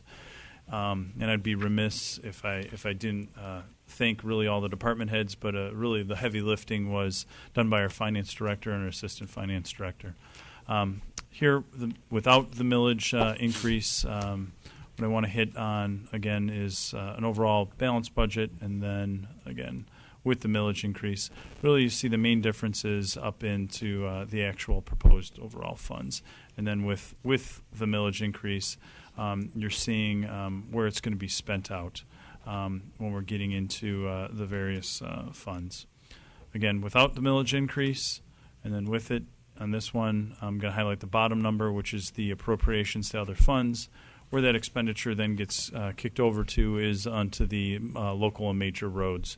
But again, the money would come in through the millage and then go into as an expense over to our appropriations to other funds, which is the major and local roads. As Ben kind of pointed out, we actually have 9 years of decreases going through. So this is if we did not do a millage increase, and then this would be with the millage increase of the 0.75. So again, we've been steadily going down over the last 9 years, and this would be the first time with a slight adjustment up. I too wanted to point out, and I kind of highlighted several of the ones I took out a big chunk because I wanted this to be a big enough screen. But this is specifically what the millage impact would be. And, you know, for some of our residents in homes that, 120, 130 range, the full annual impact would be around $50. Again, for some of our businesses that are looking, $1 million businesses, we're looking at an impact a little over $300. Again, this is just on the millage, how that would impact. Millie, any questions? Council, you know what, I'm still have a public hearing open. You do have still so the public hearing. I'm going to ask if anybody in the audience would like to make any comments or had any questions. Now would be the time to do that, since the public hearing is still open.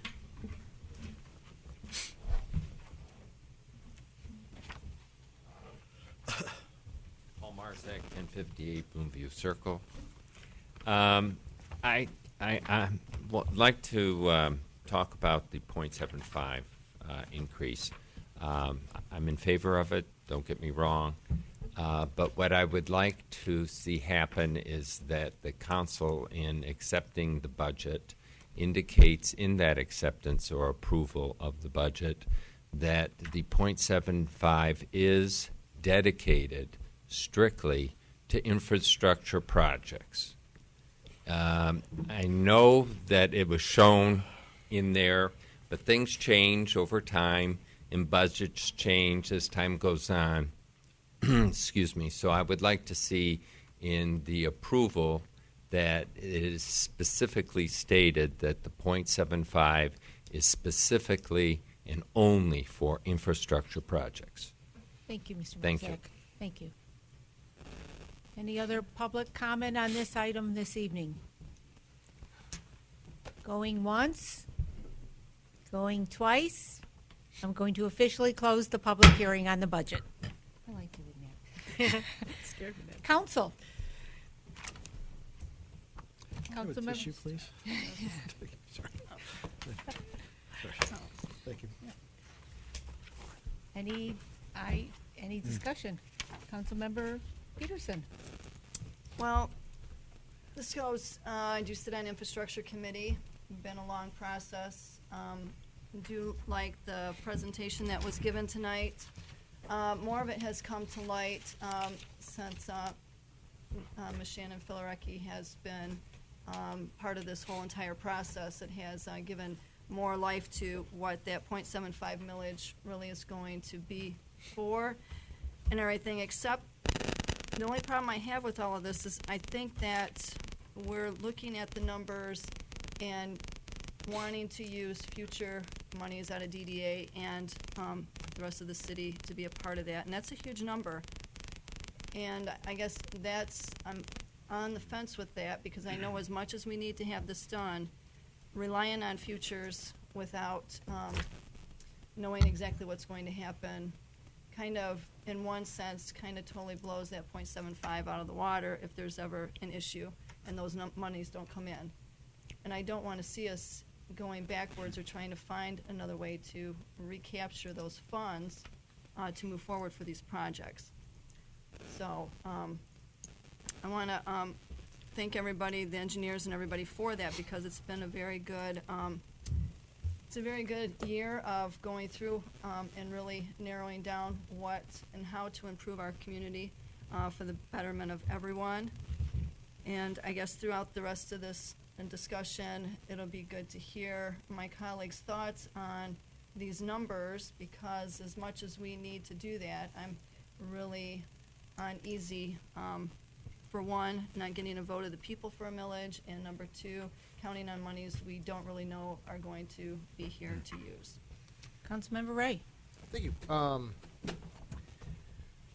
So, certainly throughout the infrastructure committee meetings, and I think in every, a large part, every time the committee's checked back to council, we've kind of come forward with some ideas. At one time, we had 3 or 4 ideas that presented to council, and then adjusted and tacked and moved in the direction.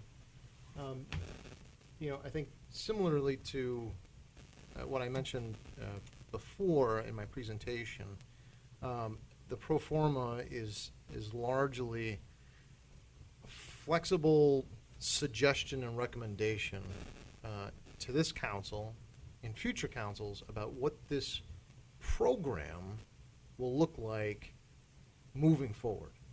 It is light years beyond the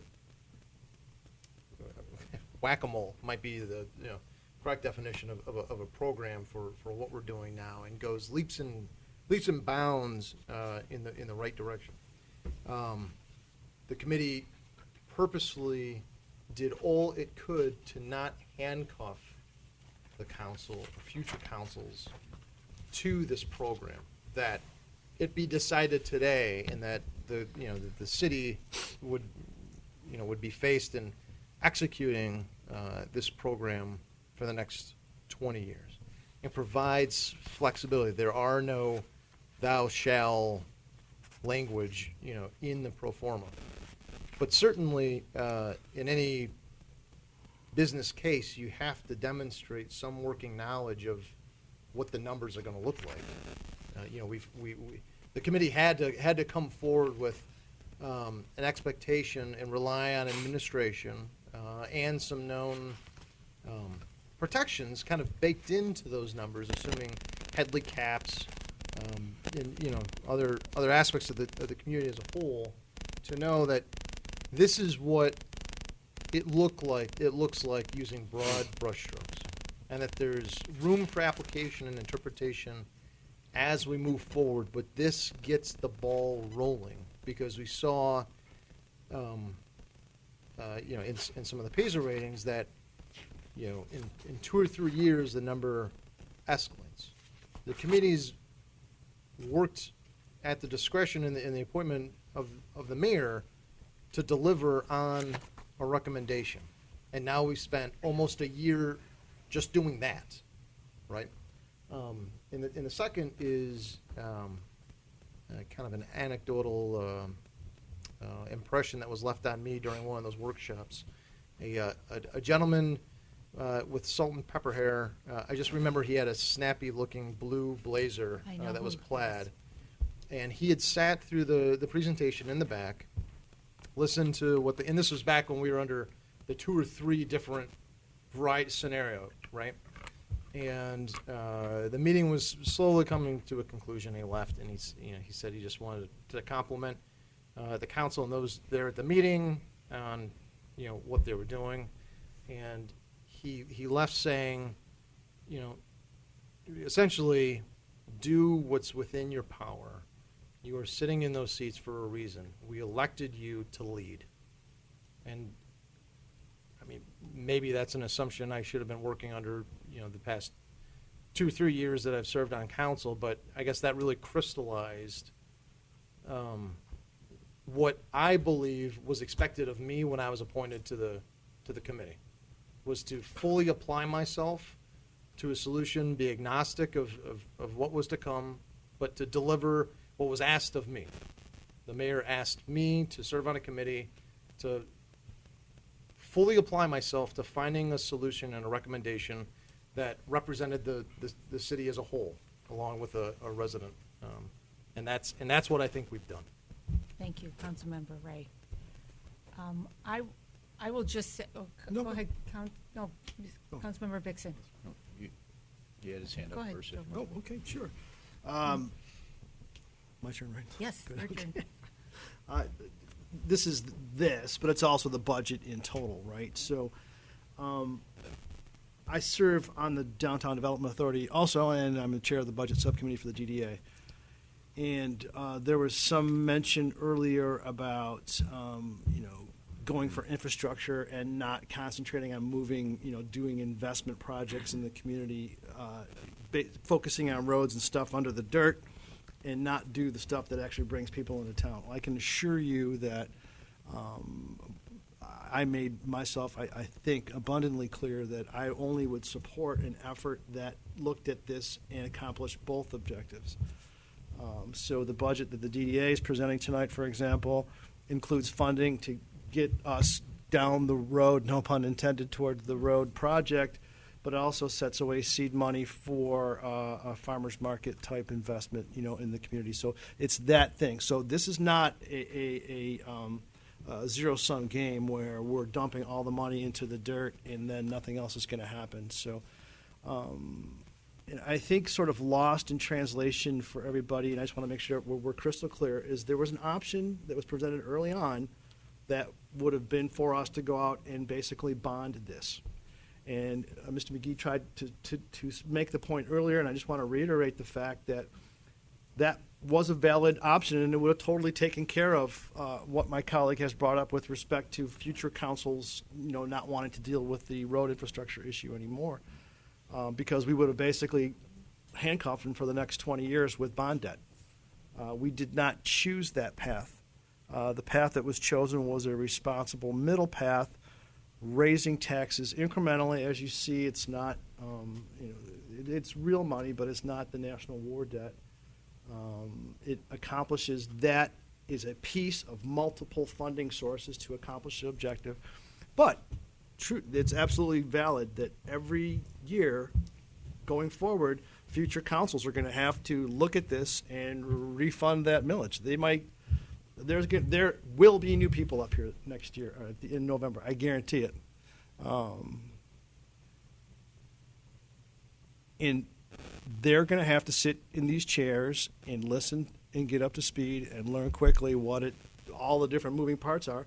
And there may be a consensus that, hey, you know what, those guys last year, they didn't know what they're talking about. But we've already proven that if you wait too long, all of a sudden Pazer gets in the way, and we've been penny wise and pound foolish, and then they'll be accountable, when it's time for their reelection. So, I think there's enough built-in safeguards here. I've been on council for 9 years, and I've rarely seen a situation where, past actions, unless new evidence comes forth, generally councils will look to see how did we do things in the past as a guide on how to go forward. And it's just the right thing to do. So I think it's responsible. I think the budget's responsible. I want to thank the administration and the finance staff for their outstanding work in this regard. We keep getting awards every year from the bodies that look at our annual reports, and it's nice to have national acknowledgement for the level of work, that work product that our administration and finance department kicks out. So I just wanted, as the token CPA on council, I wanted to at least acknowledge that. But I support the budget. As a member of the DDA who worked with that group of folks, my colleagues on the Downtown Development Authority, about the struggles between infrastructure and still funding growth projects, I think that this is a balanced budget, no pun intended, but it balances investment in infrastructure and the things that make our community unique. So I am in full support of this budget. Thank you. Councilmember Vixen. Yes, thank you. I'd also like to thank administration for the work done. These budgets are huge projects. So thank you for that. Thank you for Anthony and his crew and his first budget. I think he's done a great job, even though he had to do two at one time, which I'm not sure I've ever heard of that before. But we got new software, those two. Yeah, that's why we spend hundreds of thousands of dollars on software, I guess. Also, I want to thank the infrastructure committee, Rob, and everybody. I've been on committees like that. It's a lot of work.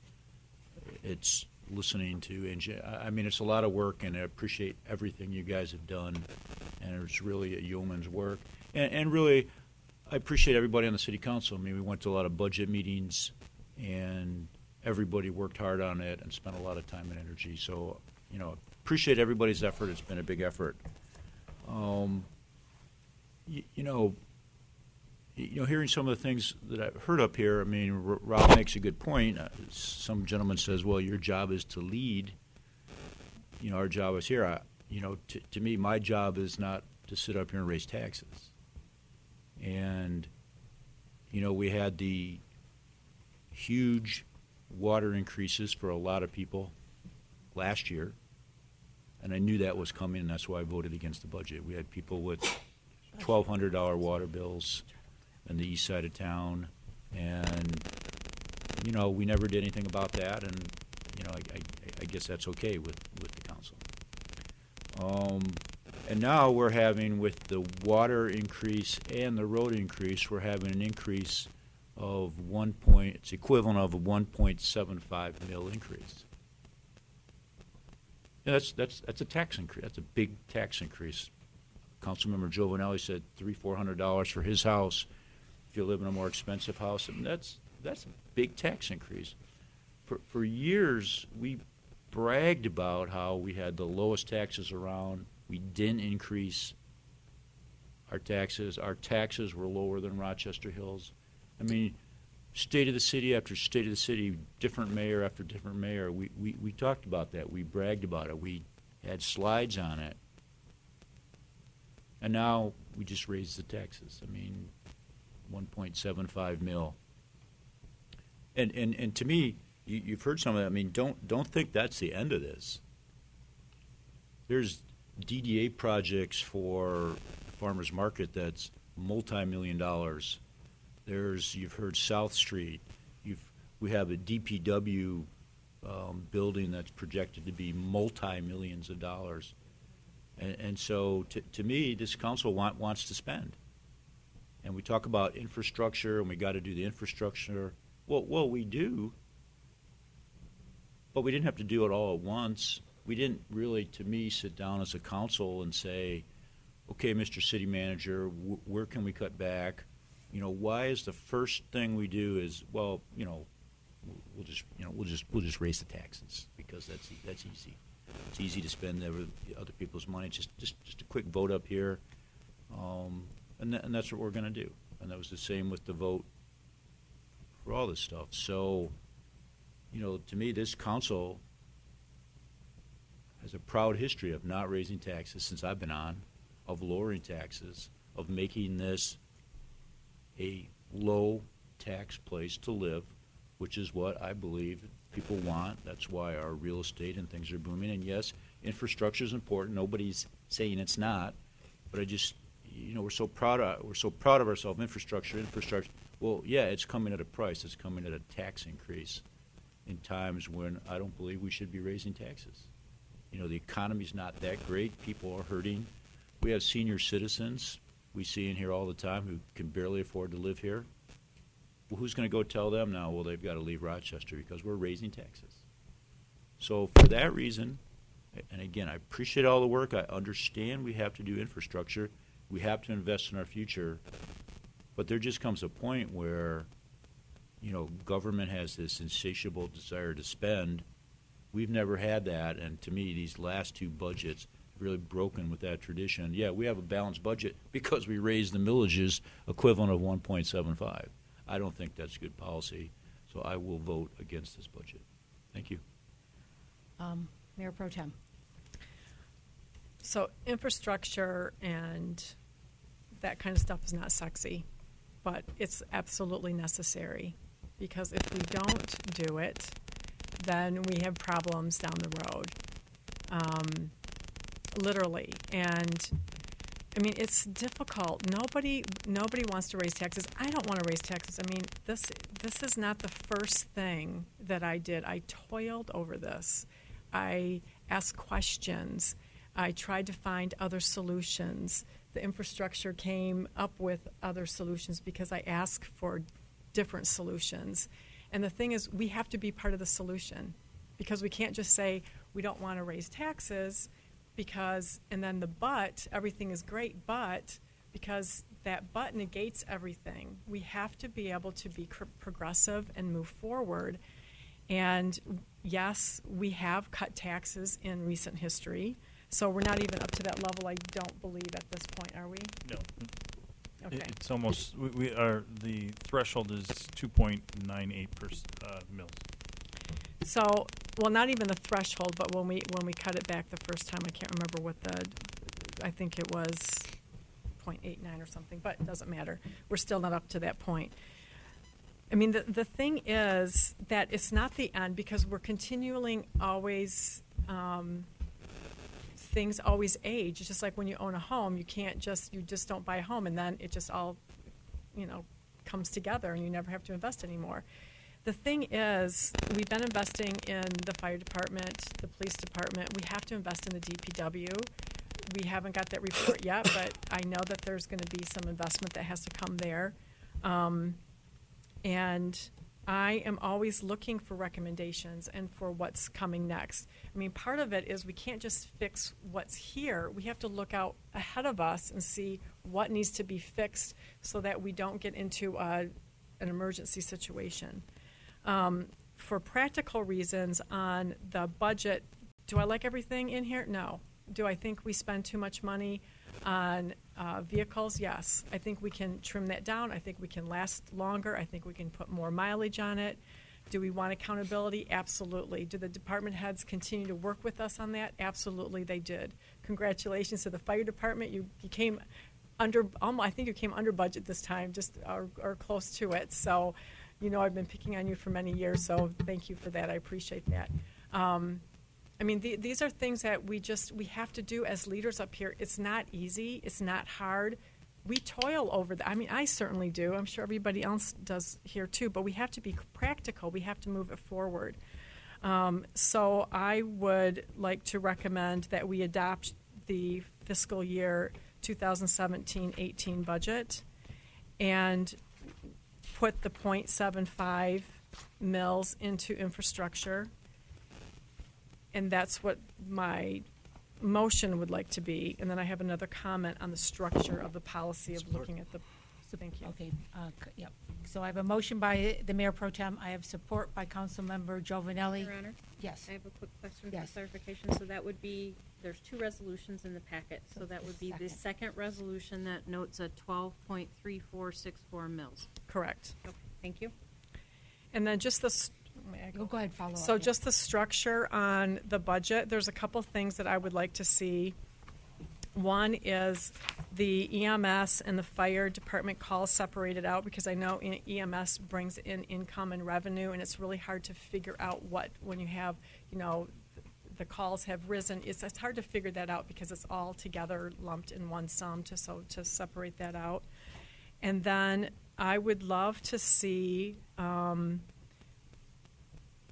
when you have the current, and I don't know if I explain this right because I say this every year. So in the third column, I would like another column that says what the original budget was for, so we can see if they're on track with what they originally asked for, so that we see what the current budget is. And they did it in the FYE 2016. But what's critical, at least for me, is to look at where they are, because you see what the original budget and the actual budget to 2016 is, but it resets the motion when it's the current budget. So I want to see if they're in budget from what they have predicted that they were going to do, which is the proposed budget. So next year, I want to see in 2018 the proposed budget, these numbers that we have here, and then the next line would be the current budget. So there's one more. Are you following me, Finance Department? I think if I can, yeah. Anthony's out there with his laptop. Yeah. Good. If I'm correct, it would then be original, current, and then really projected, so that we'd have at that particular moment in time where we're at is the projected budget, what we would be ending with, so that you could go back to the original, see where the numbers are done, and then a projected, so that we would kind of be forward thinking, because we still have a couple months left in this fiscal year, and then have the new proposed budget for you guys to look at. Does that? Yeah, basically, at the end of the day, I want the proposed budget from last year so I can see if you're on track, if you are what we can do that. What we're saying, what we're doing. So if that's what you said, that's good with me. All right, thank you. Councilmember Peterson. Yes. Well, fortunately, I was able to sit in on a presentation from Orion Township today to learn a little bit about their government services just in time for the budget. And I find it interesting that on their index showing their expenditures per capita are at $332 per person compared to our $1,109 per person. And the services that they provide, and also per resident for their the cost of general government services is at $404. So with a community of 38,000 people compared to ours with this here, it puts some things into a little bit different perspective. And also that they're receiving $100 million in road funding to redo roads without adding to their bottom line and things like that. So I know that everyone has worked really hard on this. I just think that we need to be finding other buckets to get monies to do what we need to do. I understand, and I was for the budget of putting $500,000 to start into the road budget to begin with. I'm not comfortable at all with these numbers in here of not being real projected numbers for the future. And seeing that if we add the extra 300 and some just for one person to our 1,100 that we currently have, that's like 1,400. Puts us almost really to the top, and that's not including the water sewer numbers. So I don't know at this point, we've gone through and done a lot of research. I just don't think our funding buckets are where they should be for us to be fiscally responsible moving forward in case there's anything to happen. And not to get stuck on this, because I do know it's a plan, but if I planned on, doing something in the future and use that, and that money never came in, I'm not going to have that happen. And I don't want to see us short-sighted here. It's almost $3 million in a millage and 1.2 in future revenues that we don't know where they're coming from. That's a lot of money. And I don't know if the residents here really want to take on all of that, because, that little bit of money is a lot of money to a lot of our residents here. So, with that, I don't know if I can support this as well with that. I appreciate the budget overall, but with having that millage in here without the vote of the people, I'm not comfortable doing that. Well, I'm a little perplexed because the infrastructure committee, it was my understanding, brought this forward with everybody on board. So everybody has a right to change their mind. I understand this is tough, but leadership also demands making very tough decisions. I think infrastructure is vitally important in supporting a city. Is it easy to make a decision like this? No, a lot of times it isn't. But is it in the best interest of the community as a whole? I firmly believe. I didn't set up this infrastructure committee and do all this work, and then I spent a lot of time on my own making sure that they understood, I understood what they were working on, and asking the questions and bringing up their doubts. They did that at other meetings, and it was my understanding that the committee brought this recommendation forward, what is best for the community as a whole. I fully support this. I don't have any problem because it's something that we need to do. We have to make this tough decision based on what's best for the community as a whole for infrastructure. So I understand it's hard for people to do this, but it's in the best interest in the community, and it will help property values. It will help our city in the long run. So with that being said, yes, Councilmember Giovanelli. Thank you, Madam Mayor. I wanted to clean up a couple of points. First of all, context matters. So when quotes and figures are put out, you have to sort of look at what the measurement is, right? So Orion Township has far more industrial, and they got a GM plant there.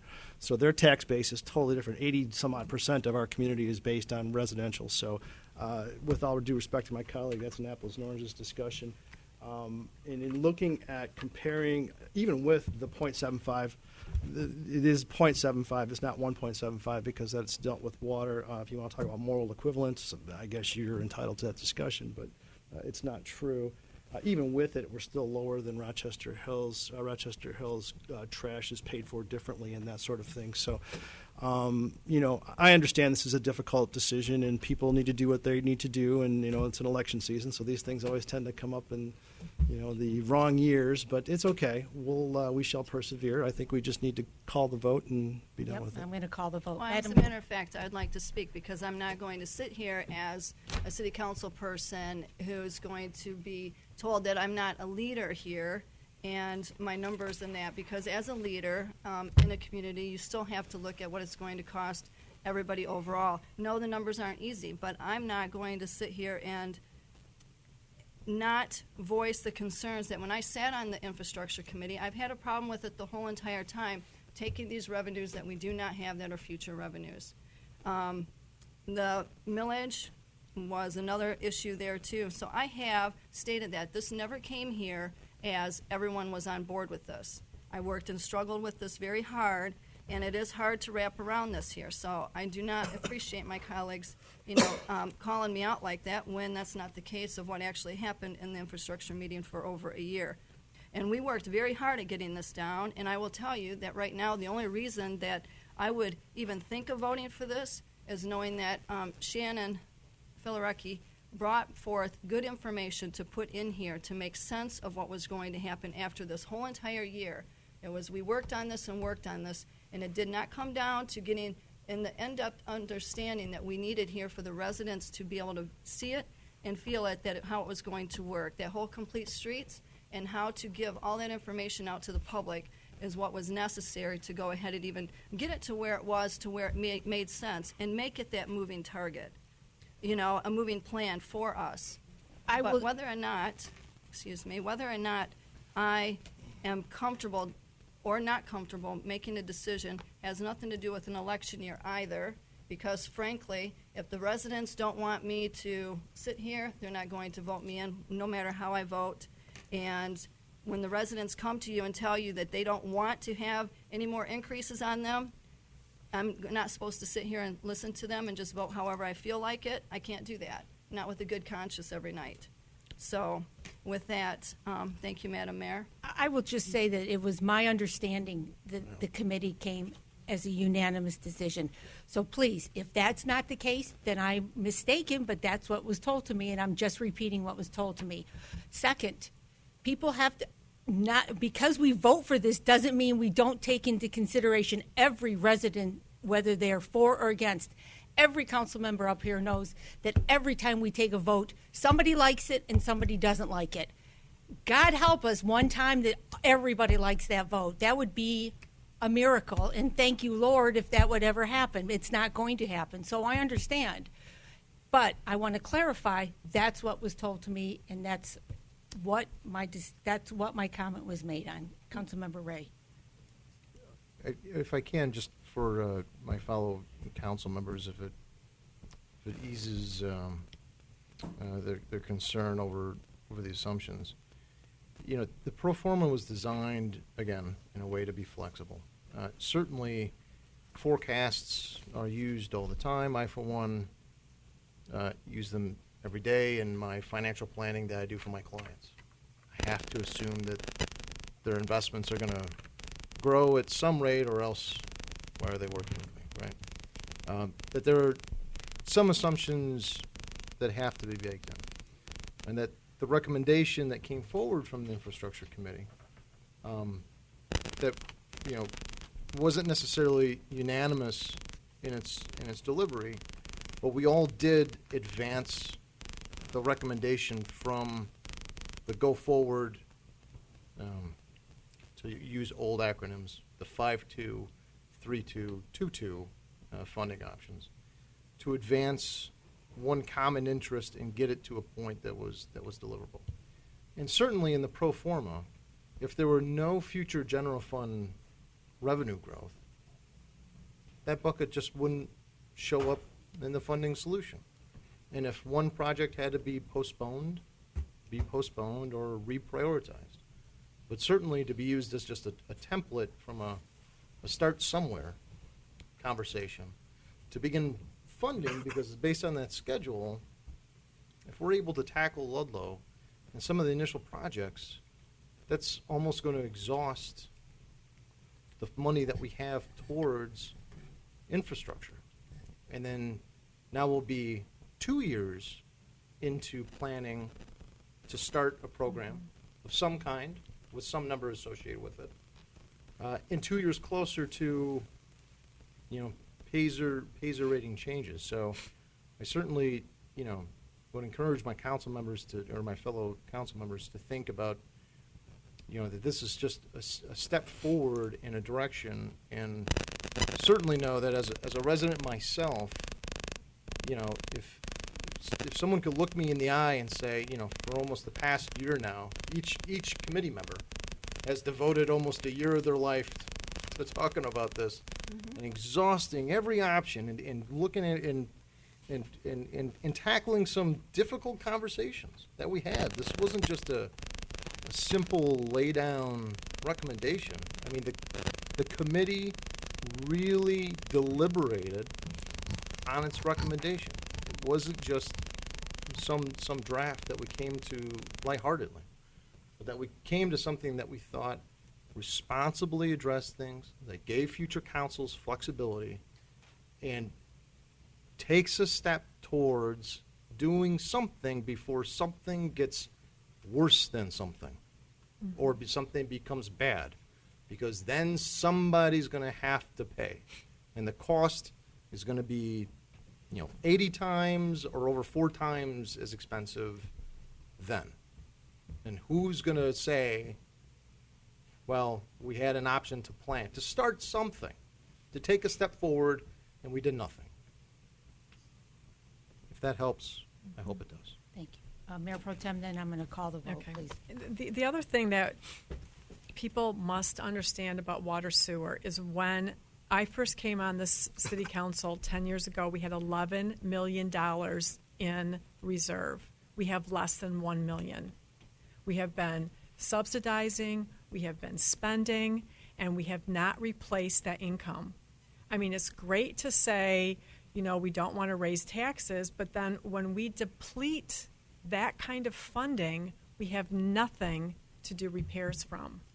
And so that's why we're in the situation now with the water and sewer. So what we're doing with the roads is we're planning for the future so we don't have that kind of scenario. Madam Clerk, the roll, please.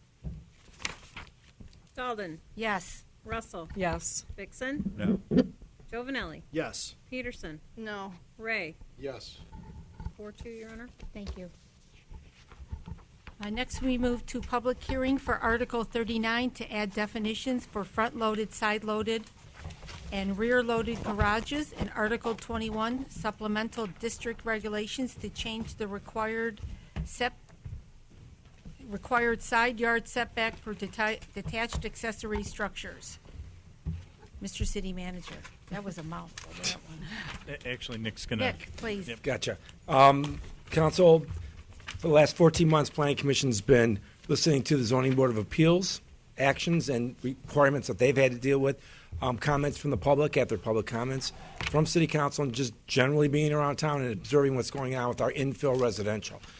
So they decided to not, you could tackle 50 different items on infill, and as the mayor just pointed out, you can make some people happy and some people not happy. So they whittled it down to a couple of items that they felt they wanted to be fair, to not discourage development, but encourage appropriate, sustainable development, with having minimal impact on how many nonconformities you're going to create.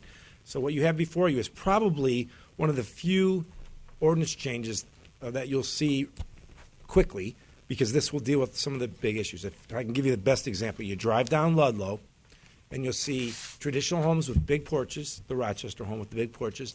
And this is really about the west side, not the east side. The east side, obviously, we know when it was built had a whole different design set of standards. In the subdivisions, it's very consistent. There's front-loaded garages, side-loaded garages, not too many rear-loaded garages, because we don't have alleys on the east side. So this is really about the west side. And Planning Commission basically heard enough that this is the scenario. You drive down Ludlow, and you will look at a home, a beautiful home, a brand-new home that's a tear-down, and you will see the front of the home is the side of a garage. And why is that? And if you look in the, if you look into the last page of the actual handout of the ordinance, you'll see what I'm talking about. Under Figure 4, it says attached garage. So right now, you could, the way the ordinance is written, it doesn't address how you put a side-loaded garage in the front of the house or the back of the house. So many of these new homes wanted to have a first-floor bedroom. So to do that, they would put the bedroom in the back because they didn't want the bedroom up on the street, and they would put their garage in the front. Traditionally, you would just drive in your garage, set it back 4 feet, have 2 garage doors. That would be about 40% of your home, the face of your home, and then your garage would be on one side or the other of the home. Well, when you put these side-loaded garages, you get this giant courtyard in the front of your home, a lot of cement, and then no porch, because the porch would have to be set way, way back, and it kind of changes the character of the neighborhood. So after about 3 or 4 of those on one block, people start coming saying, can you guys take a look at this? So we studied it hard for 14 months. And what we came to the conclusion was we don't want to discourage folks from having first floor masters, obviously. We don't want to discourage people from having a side-loaded garage. We just don't want them in the front of the home. You can put them in the rear of the home. If you look again at figure 4, you can drive by with a normal driveway, go to the back of your home, have a side-loaded garage so you can come in attached to your home, come in through your doors, and in the front of the home now will be more likely to have a porch and be more traditional. It's going to create about 10 or 15 non-conforming homes by this new ordinance. We know that. They're legally non-conforming. If they burn down, they could rebuild them. There are some, and the builders came out to talk about this, and some builders said, look at mine. There's a couple on Ludlow. They look like the front of the home. They're not a porch in front of it, but they put beautiful windows and cornices, and it looks better, but the majority of them are just a blank wall. Second thing, we did not want to, the way the world has evolved with bigger cars, longer cars, we are punishing folks on small lots, especially corner lots, to have a detached garage. We call for a 25-foot driveway before you get to the garage itself. On a small lot, it's almost impossible to do that. A standard parking space is 20 feet. We are at 25 feet from the property line, which is about a foot behind the sidewalk. So really you have 25 feet, a foot, the sidewalk 5 feet, and then a 10-foot pad. You had 35 feet before you can get to your garage. So there's a couple ways to handle that. They were going to reduce the side yard setback on the garages. We tried that route just by 2 feet. That extra 2 feet gets you a standard garage in depth for a larger car. They decided not to do that because they didn't want to have new garages encroach any closer than the required side yard on a home.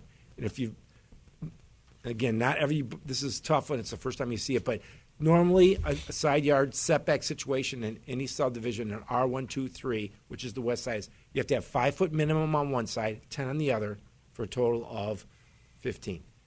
On the east side, it's bigger. It's 10 and 20, so 30. So we actually tried to go with, let's make the side yards 3 feet. And we couldn't, people just didn't have an appetite for that. So they said, but we can make the compromise by reducing the length of the driveway to 20 feet, which now will keep the side yard setback appropriate for the home and the detached garage the same. Rear yard can be 3 feet.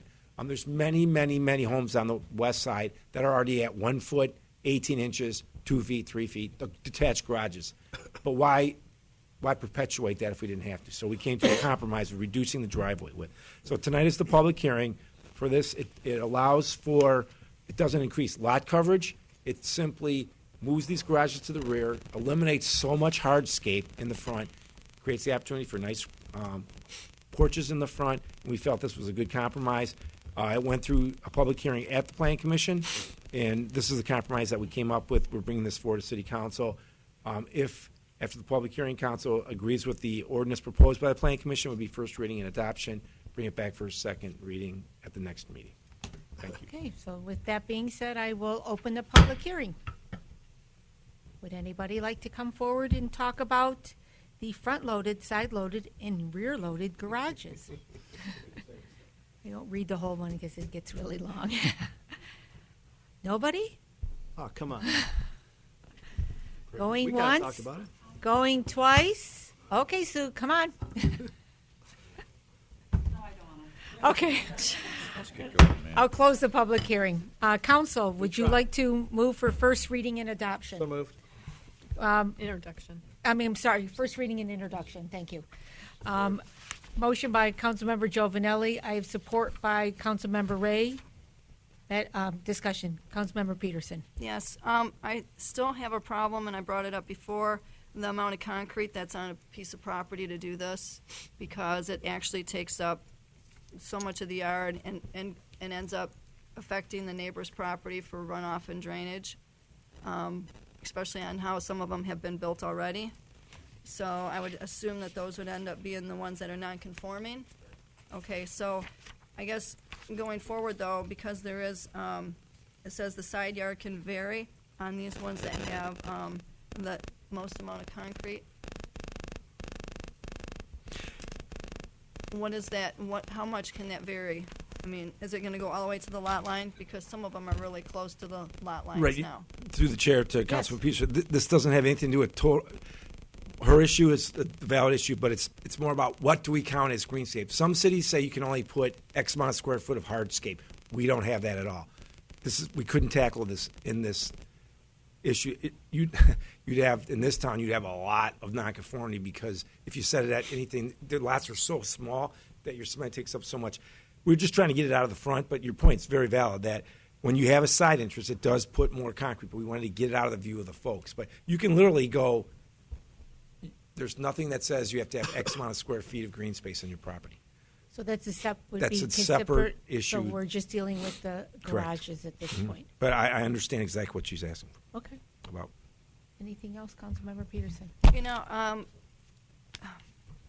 No, but it's just how are we going to address that 10 to 15 then? That way with the future building, because some of these lots, they're still going to want to remodel, and that's the only way they're going to be able to accommodate doing that, by putting those garages to the Oh, back. I see of what the you're home. saying. Okay, so what I got what you're going at. So the variance was for two things. If you have a garage made out of wood, you have to be 20 feet away because the building code says you have separate. That's why it says variance. If you have a masonry garage, which most of them are now, then you're at the 10 feet, which would give you more green space. So it's not pick or choose. It's the materials that you use. I would love to say everything's got to be 20 feet away, and then people can put breezeways that attach as part of the lot coverage. But the key is the lot coverage still controls how much green space there is on the site. So how far it has to be set away is the materials. On the smaller lots that aren't very deep, they have to go to masonry to get the 10 feet so that they don't, or they can't build it. I mean, they don't have the 20 feet separation. So if we can get more backyards, that's our goal always. So we always encourage them to reduce, to separate as much as possible, get more yard. A lot of folks now, with that garage in the back, part of the argument was, I have to go through my garage to get to my backyard. True, then don't put a side entry garage. Put a front-loaded garage, have way more green space in your backyard, and use your yard. What do you need a yard for in concrete? I think you'll see less side entry garages this way because it doesn't give you an opportunity for much of a yard. But we will there's still discussion about how much hardscape can be on a site overall that the Planning Commission is talking about. Okay, Madam Mayor? Yes. So when they're bringing all these plans in, okay, does the Planning Commission, they don't look at every single home, no? No, absolutely not. Okay, so are they looking at how these properties then with this new way of doing it is going to affect the other piece of property next door to it?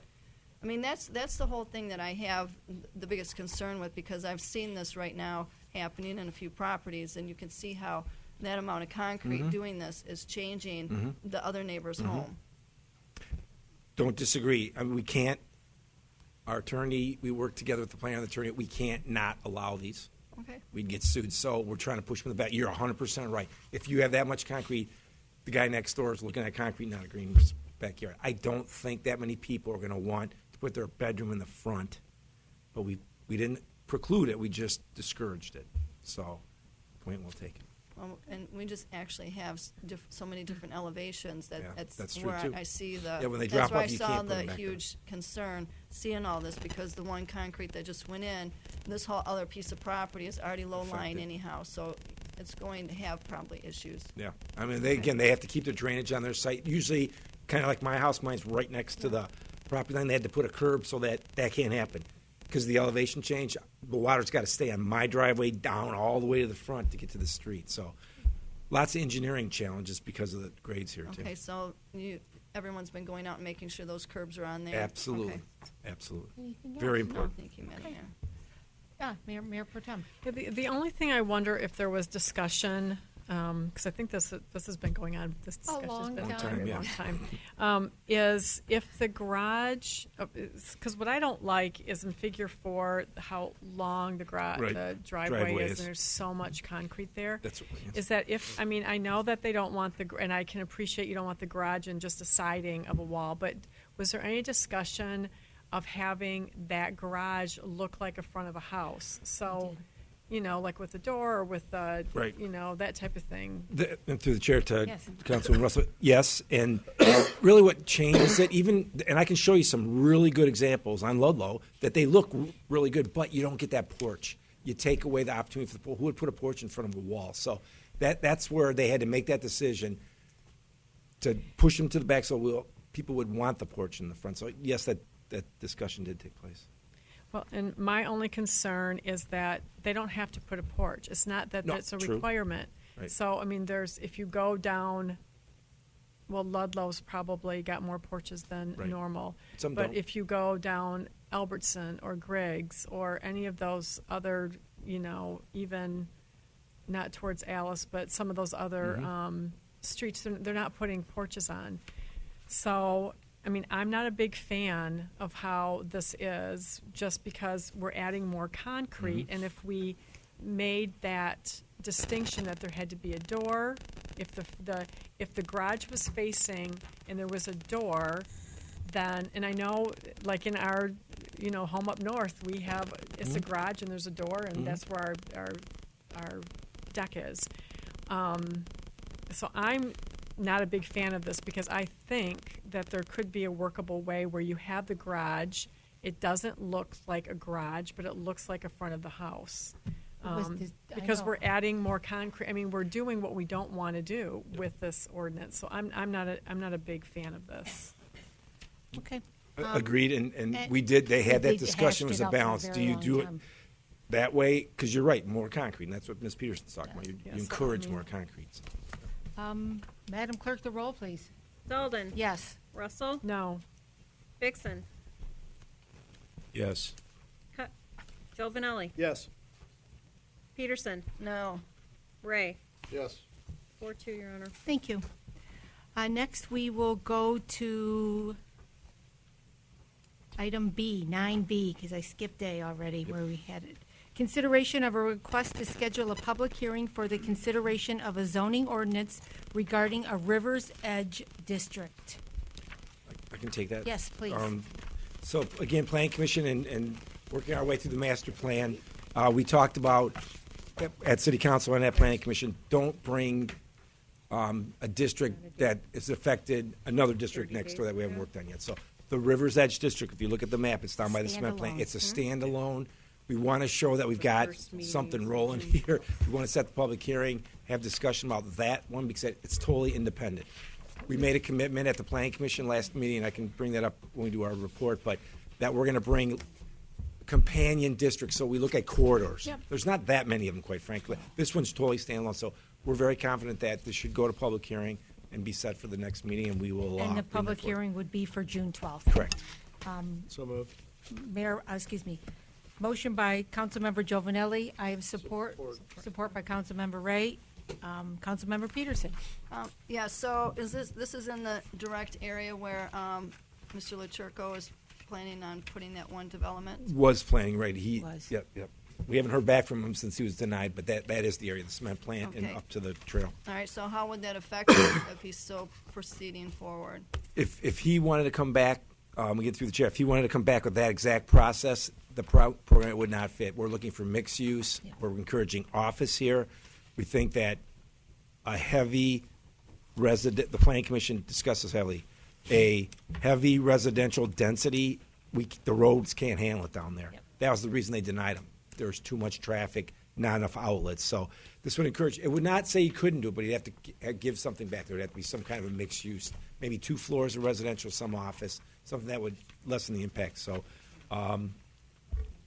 he hasn't even made a comment about this. So, but he could still, it's still a special, it's a PICA area. No, this is not No, a PICA it's area, not. right? We So you'd have to changed follow that. this is not a PICA area. That's the difference. Thank you for bringing that up. Before you could come in for a special project and just make a deal. Now it's, no, we want mixed use. We want office first. You can prove that you can do residential. You have to step it back, less density.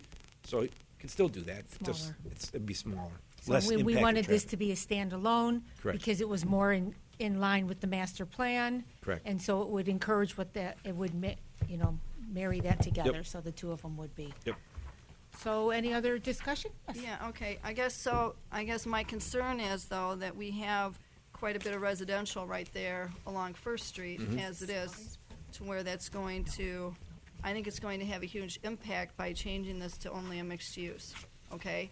And I would have hoped that he's been notified that you're going to change this, because I do know that there's probably a project in the making to come back.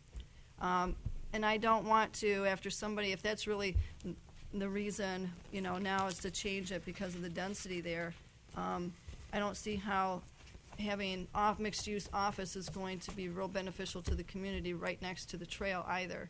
You know, I mean, to where I think residential would actually fit in there more. That's just my personal thought on that. But I'm not in favor of changing that, especially after we've had somebody that worked really hard at trying to bring a project to the community. And that's not what I was informed was the reason why it didn't get approved. Well, no, it No, didn't no, get this- approved because of traffic, density, the look. And It wasn't this, laid out right. mind you, this was made, this change had nothing to do with any developer. This change was Right. what was recommended by the, Ultimately, in the master plan, the first, he was asking for a special exception and special project because it didn't fit the master plan.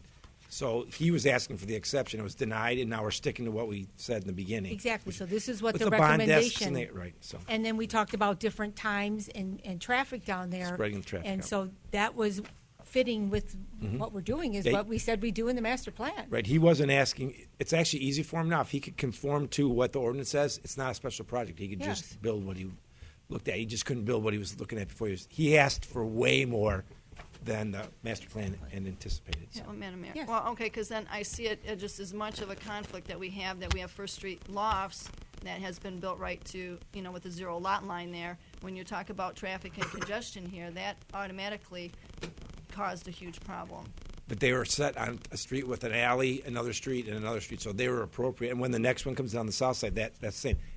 There's no way out. There's only one way to Mill Street, and you either go into the South Street or you go up. So totally different planning exercise. And on because that it's a part. flood zone, that was the other Can't build on the first consideration floor. that was, had to Right. be considered Yeah. on this. Mhm. So, we have a motion on the floor, Madam Clerk? And that would be to schedule a public Schedule. hearing for Yes, June 12th. For June 12th. Okay. Madam Clerk, the roll, please. Dalton? Yes. Russell? Yes. Vixen? Yes. Giovanelli? Yes. Peterson? No.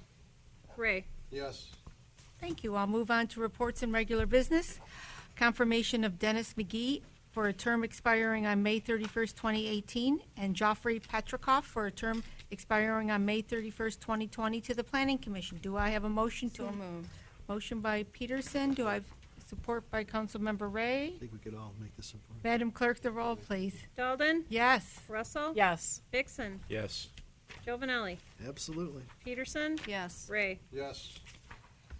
This evening, I'm going to do, I can go in order, I apologize. I'm going to nominate Linda Glissman, Amanda Knightley, and Eric Bothwell to City Beautiful, Suzette Louise to Principal Shopping District, and Paul Haig to Downtown Development to be discussed at the next City Council meeting. So moved. I- Whatever You don't need it yet. No, you Correct. don't. No, I Yep. forgot. So now I will take any people that want to put names into nomination for the city council appointments. Madam Mayor? Yes. I'd like to add, let me get to her page, for the library. Yes. Oh, yeah. I'd like to add, was that Elise? Trying to get to her page. Ms. Knox Potts? Oh, Mrs. Knox Potts, she's the best. Absolutely. It's a good thing she got that letter of Yeah. referral, or else no way. Oh, yeah, right. No, I'd like to add her to your Okay, list. so you'll nominate her for the library board? Correct. Any other nominations? Let's see. Yes, Mayor Pro Tem. I just have to apologize. I wasn't able to call for our appointments, so it's not that I don't like any of you, but I was not able to get to that this Well, and weekend. that's why I took mine in sections, so if it's not done this evening, we will just move this on to the next item for the next city council agenda. It's not a problem either way. For the community media, Yes. I'd like to nominate Amanda Harrison Okay. Kingsley, or is that, I can't read that, Kylie, she's the one I nominated for PSD. Oh, she is the one Yeah. you put in there, okay. So that's what you were referring Yes. to.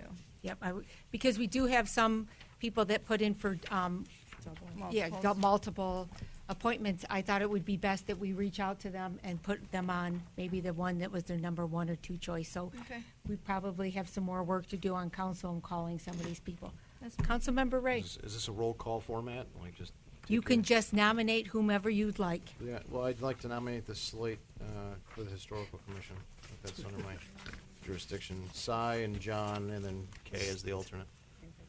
Your Honor, is that the mayor? Oh, is that mayoral appointment? No, Historic District is. Oh, no, that is, Historical no, that's, Historic District? The Historical Commission. no, I get yeah, Historical okay. Commission. Historic District is council's pleasure. Right. Yes. District. So, I think, any other nominations this evening? No. For those? If not, Oh, here we go. we'll go ahead and move forward on to the next item. Everyone's okay with that? Yep. Wonderful. Thank you. I know the next meeting will be a nice and busy one for a lot of nominations. Next, we have consideration of the CDBG 2018-2020 cooperation agreement. I know. Yep. This is simply the cooperation agreement with Oakland County. You'll see it's a very short document that's in the packet. So you just need a motion to Yep. approve. This goes for So 18, moved. 19, and 20. Yep. Councilmember Peterson makes the motion to approve. So The Mayor Support. Mayor Pro Tem supports. Madam Clerk, the roll, please. Dalden? Yes. Russell? Yes. Dixon? Yes. Giovanelli? Yes. Peterson? Yes. Gray? Yes. Report from Planning Commission Liaison. Mr. Banda, you're going to take this evening. Absolutely. Thank you so much. We again, focusing on the master plan, we really had a meeting focused on that. So number one, we just finished our vote on passing the RE1 to council to go for the recommendation for setting the public hearing. So that was the first thing. And then lastly, we talked about how to deliver this master plan. We talked about how city council had made a recommendation that don't just do one side of wall and give us both. Make this make sense. Then make it very user friendly for when folks want to understand this. So what's the difference between the existing zoning and the proposed zoning? So put a narrative. So Vidia's writing a narrative for everyone that will come before council to say, this is the changes, this is why, this is the thought process that the planning commission went through.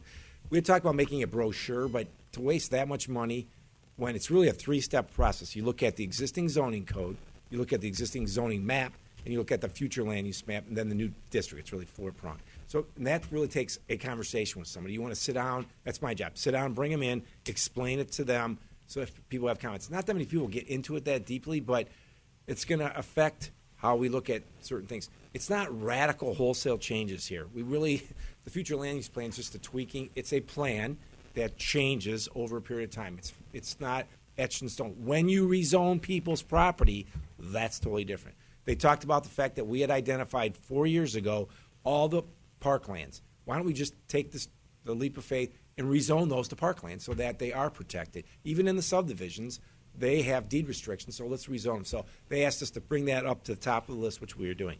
So Vidia's got a Excel spreadsheet that explains how we're going to systematically bring these to council now in districts and corridors and explain it. So that was pretty much the meeting. They agreed to go back to 2 meetings a month. We want to keep this moving. This could take years if we don't keep it moving. So we'll go back to 2 monthly meetings, basically. Then the last discussion was what we was alluded to about Cedar Brook. So the good news is Mr. Damone is a well-seasoned developer. He knew exactly what he asked for when he got, and he knew how hard it was going to be to get this city council as a special project and the planning commission after a long time working on the details of that, the quality of Cedar Brook, the one in Bloomfield Hills, the one in Northville, top drawer.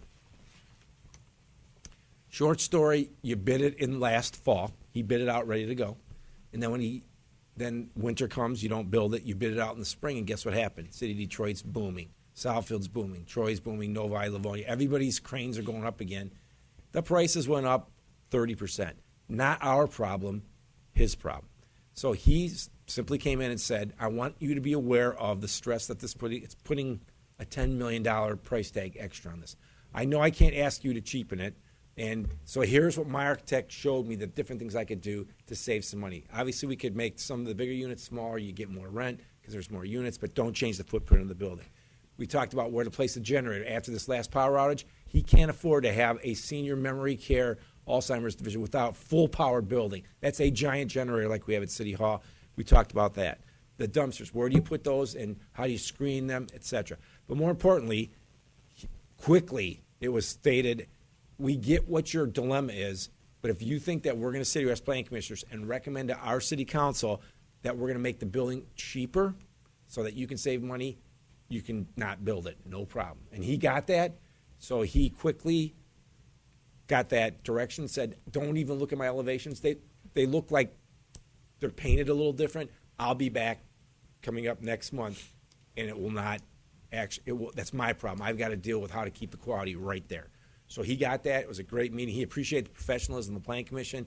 Other places, he said he would have got treated a lot more poorly, where they would dress him down for reality. He's just dealing with reality and real money. When you're talking $10 million, it's a lot of money. So I think we'll come back with a plan that won't know the difference. We'll, again, bring it back to City Council. We'll have a public item on it. We don't have to have a public hearing, but we will make sure there's public comment. So if folks in the neighborhood want to know details, we certainly want to address those. He'll do that at the Planning Commission and do it again in front of City Council, because this was a special project. You have final say. So we're doing it. And I'll just follow up. He did a really good job of explaining his situation, and we encouraged him when he came back with his revised plans to explain that situation to council and to Planning Commission again, so it's on the public record. He took a lot of the suggestions that, and as many of you know, if you know any of the members of the commission, they have very strong opinions on where things should go, and they made that perfectly clear. And he took all of that. He said, please tell me what you think. And all of the members of the commission voiced their opinions on where things should go. So I think he understood that he has to come back with a project that is very similar to what was approved originally, but he will be able to articulate to us why he has to make those changes and what it's going to do to the project moving forward. I will then follow up on Nick's explanation of the zoning and how we're going to change the zoning. Vidya came with a fantastic flow chart and Excel sheet that I will then pass on to council in a short amount of time, how we're going to be able to make sure that this gets done timely. We're all going to be meeting twice a month. But also, so you have a flow chart, you can see what we're going to bring forward, why this particular area is with going along with the area across the street and so on and so forth. So I feel really good. It was a really good planning commission meeting from that standpoint, so we got a lot done. I want to point out one more thing, because Mr. Zoe brought it up, and it's correct. So carports, best example ever. So he said, I didn't ask for carports. I know how you feel about carports. They're junk. The people that are moving in there are bringing their cars. They don't want to be outside, and there's no parking under the building.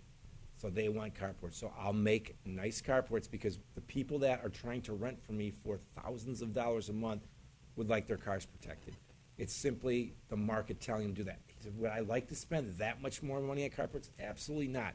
But if I'm bringing the top drawer product, I've got to give them what they're asking for. So that was a good example of why he changed something and added more cost, actually, because the market's calling for it. So And whether I we get it or also, not's another story. and he has an explanation. I mean, it's a generational thing. We talked Right. about how the generation that he's selling these units to want to have their cars covered. So I think that when he comes to council, Like first that he'll go to presentation. planning and then comes to council, he will be able to articulate why he made those changes and what the effect is on the project. Absolutely.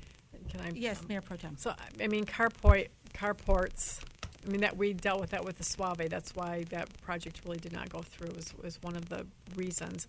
So when he comes forward to really shelter those, because it's visually, that's a concern. It's just the Absolutely. visual concern. And he knows So- that.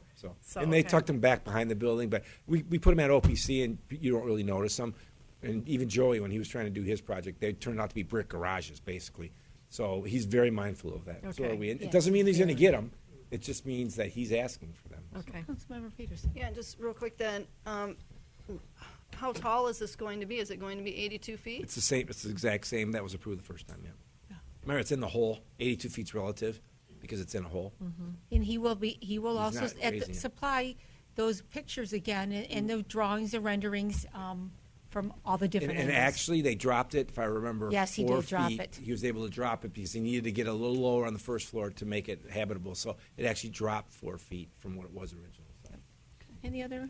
Okay. Next, thank you, Nick. Mr. Banda.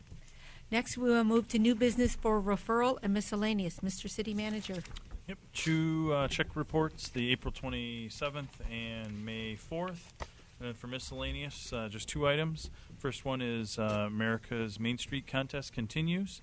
In our packet is the actual address. We've made it to the final 25, so I'm encouraging everybody to vote at least once every day, if you could. And if you have multiple IP addresses, so if you use your cell phone and then jump on our Wi-Fi, you can Like vote Chicago, twice. vote early, vote often. Yes.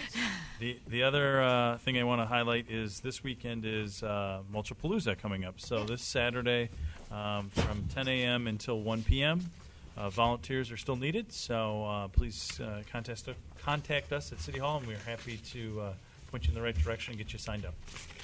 Mr. Banda. Any miscellaneous? Madam Clerk.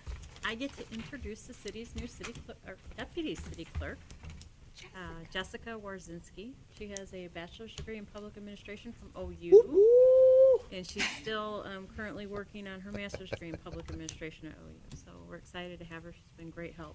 I've had the pleasure of working with Jessica quite a few times, and she's phenomenal. She does a great job with us, so thank you. Welcome. Mr. City Attorney. Nothing, thank you. Councilmember Bixson. Yes, I'd just like to say that we had our OPC gala, and we had our largest turnout we've ever had, and people really enjoyed the casino gambling, and I think casino gambling was so successful that I think we're going to have some variation of it next year as well. Thank you. Great. Councilmember Ray. Yeah, just the 5K coming up this Saturday, and no one else picked up on Nick's coined phrase, the pick and choose. It's the materials you use line. Chief's got his line. You're gonna have that one. That's all you're on. Councilmember Giovanelli. Stepping up to lateness. Nothing, Your Honor, thank you. Councilmember Peterson. Just one thing, if we can look into, residents have asked about who's doing the throwing of the newspapers randomly throughout the neighborhoods again, so. Did you have a follow-up on that, Councilmember Ray? No, it reminded me. I'll keep it very brief.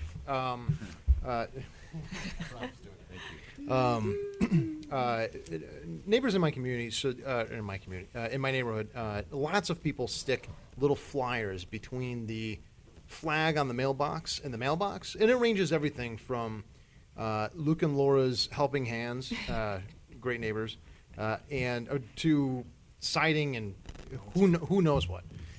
And there was a lot of frustration that got bent up because a lot of times the stuff is stuck on the mailbox unsecurely, and then of course it gets breezy, and then it rains, and now this stuff is scattered over everybody's front yard, and there's nothing to do with it.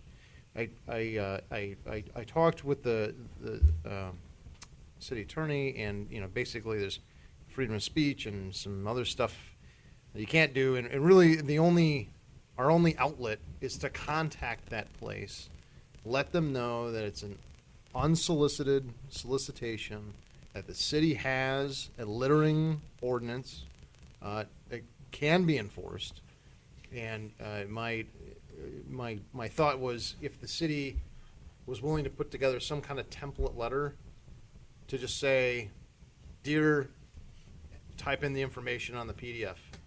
I sends an address, am requesting that you stop and cite City of Rochester ordinance that you're on notice as being a potential litter. Is that something that the city can do? Just so when residents Mr. say, City Attorney. I just wanted to see the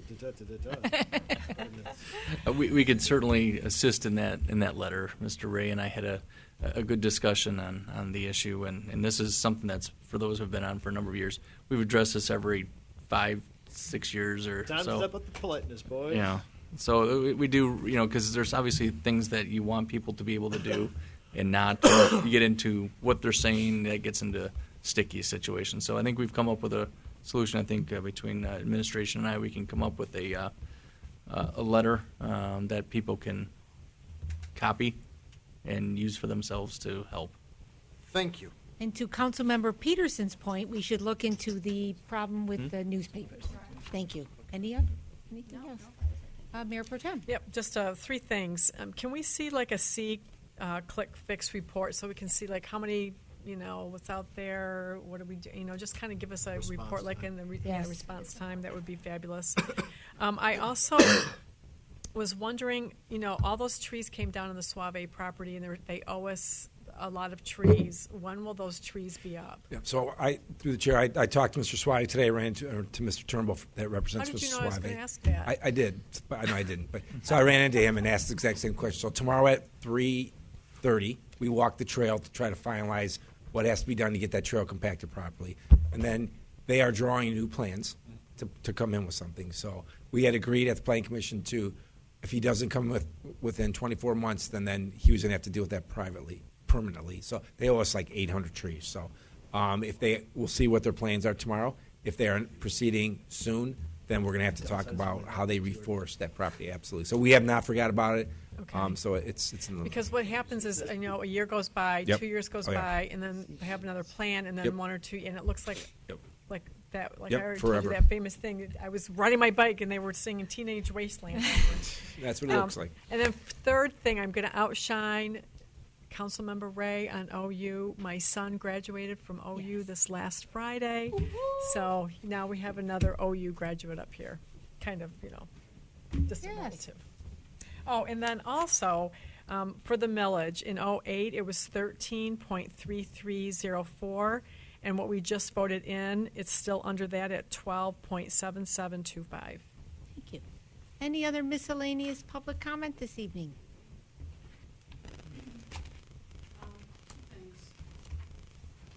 Sue Douglas, North Main Street. One is a friend of mine wanted to know what she turns her television all the way up for the live broadcasts and she cannot hear what you're saying. Now, I know Blaine pulls his mic up and this guy, you're talking to your mic. Mr. I'm Banner, tired. yes. You're talking to your mic and, but some of you're way back here and nobody can hear you, actually. Unless those are adjusted when they put them online, I don't know, and they boost the sound up. Ms. Douglas, it's something They that we have. probably are, because I think they're better than what she's describing to me. And it's something that we've talked about and looked into. But you So need to, thank you need to keep Yep. the mic up here. To the mic. Now, move it up, Yep. so it doesn't have to be, you don't have to be bending your head. These are flexible. So that's one thing. And you're going to get at some point in time that building on Parkdale and let it cut back. Not 6 stories because the soil's wet. Yeah, think about that. It was 5. Actually, I got out the old drawing and I looked at it, and you know what? It was 5.5. Half of that 6th floor was in the ground. And when I asked the planner how that happened, she didn't know, except it was in her write-up. There was a flexible height on that building that was approved, supposedly. I'm going to go back and look at the minutes and see if that was actually there. Okay. Because I don't recall that at all. But all they said was 5 stories, and I can tell you what was going to be on each floor. Okay.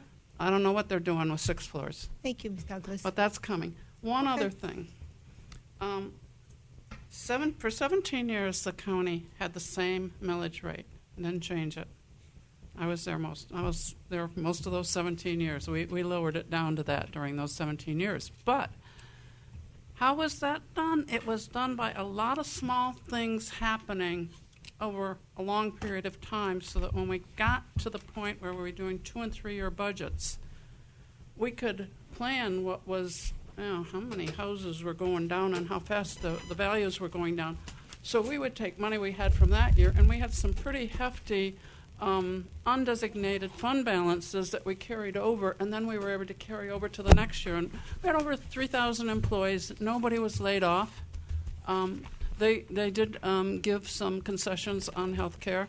But, just because we're promising you're going to keep your jobs. We wanted you to keep your jobs. Nobody wanted to have anybody out on the streets.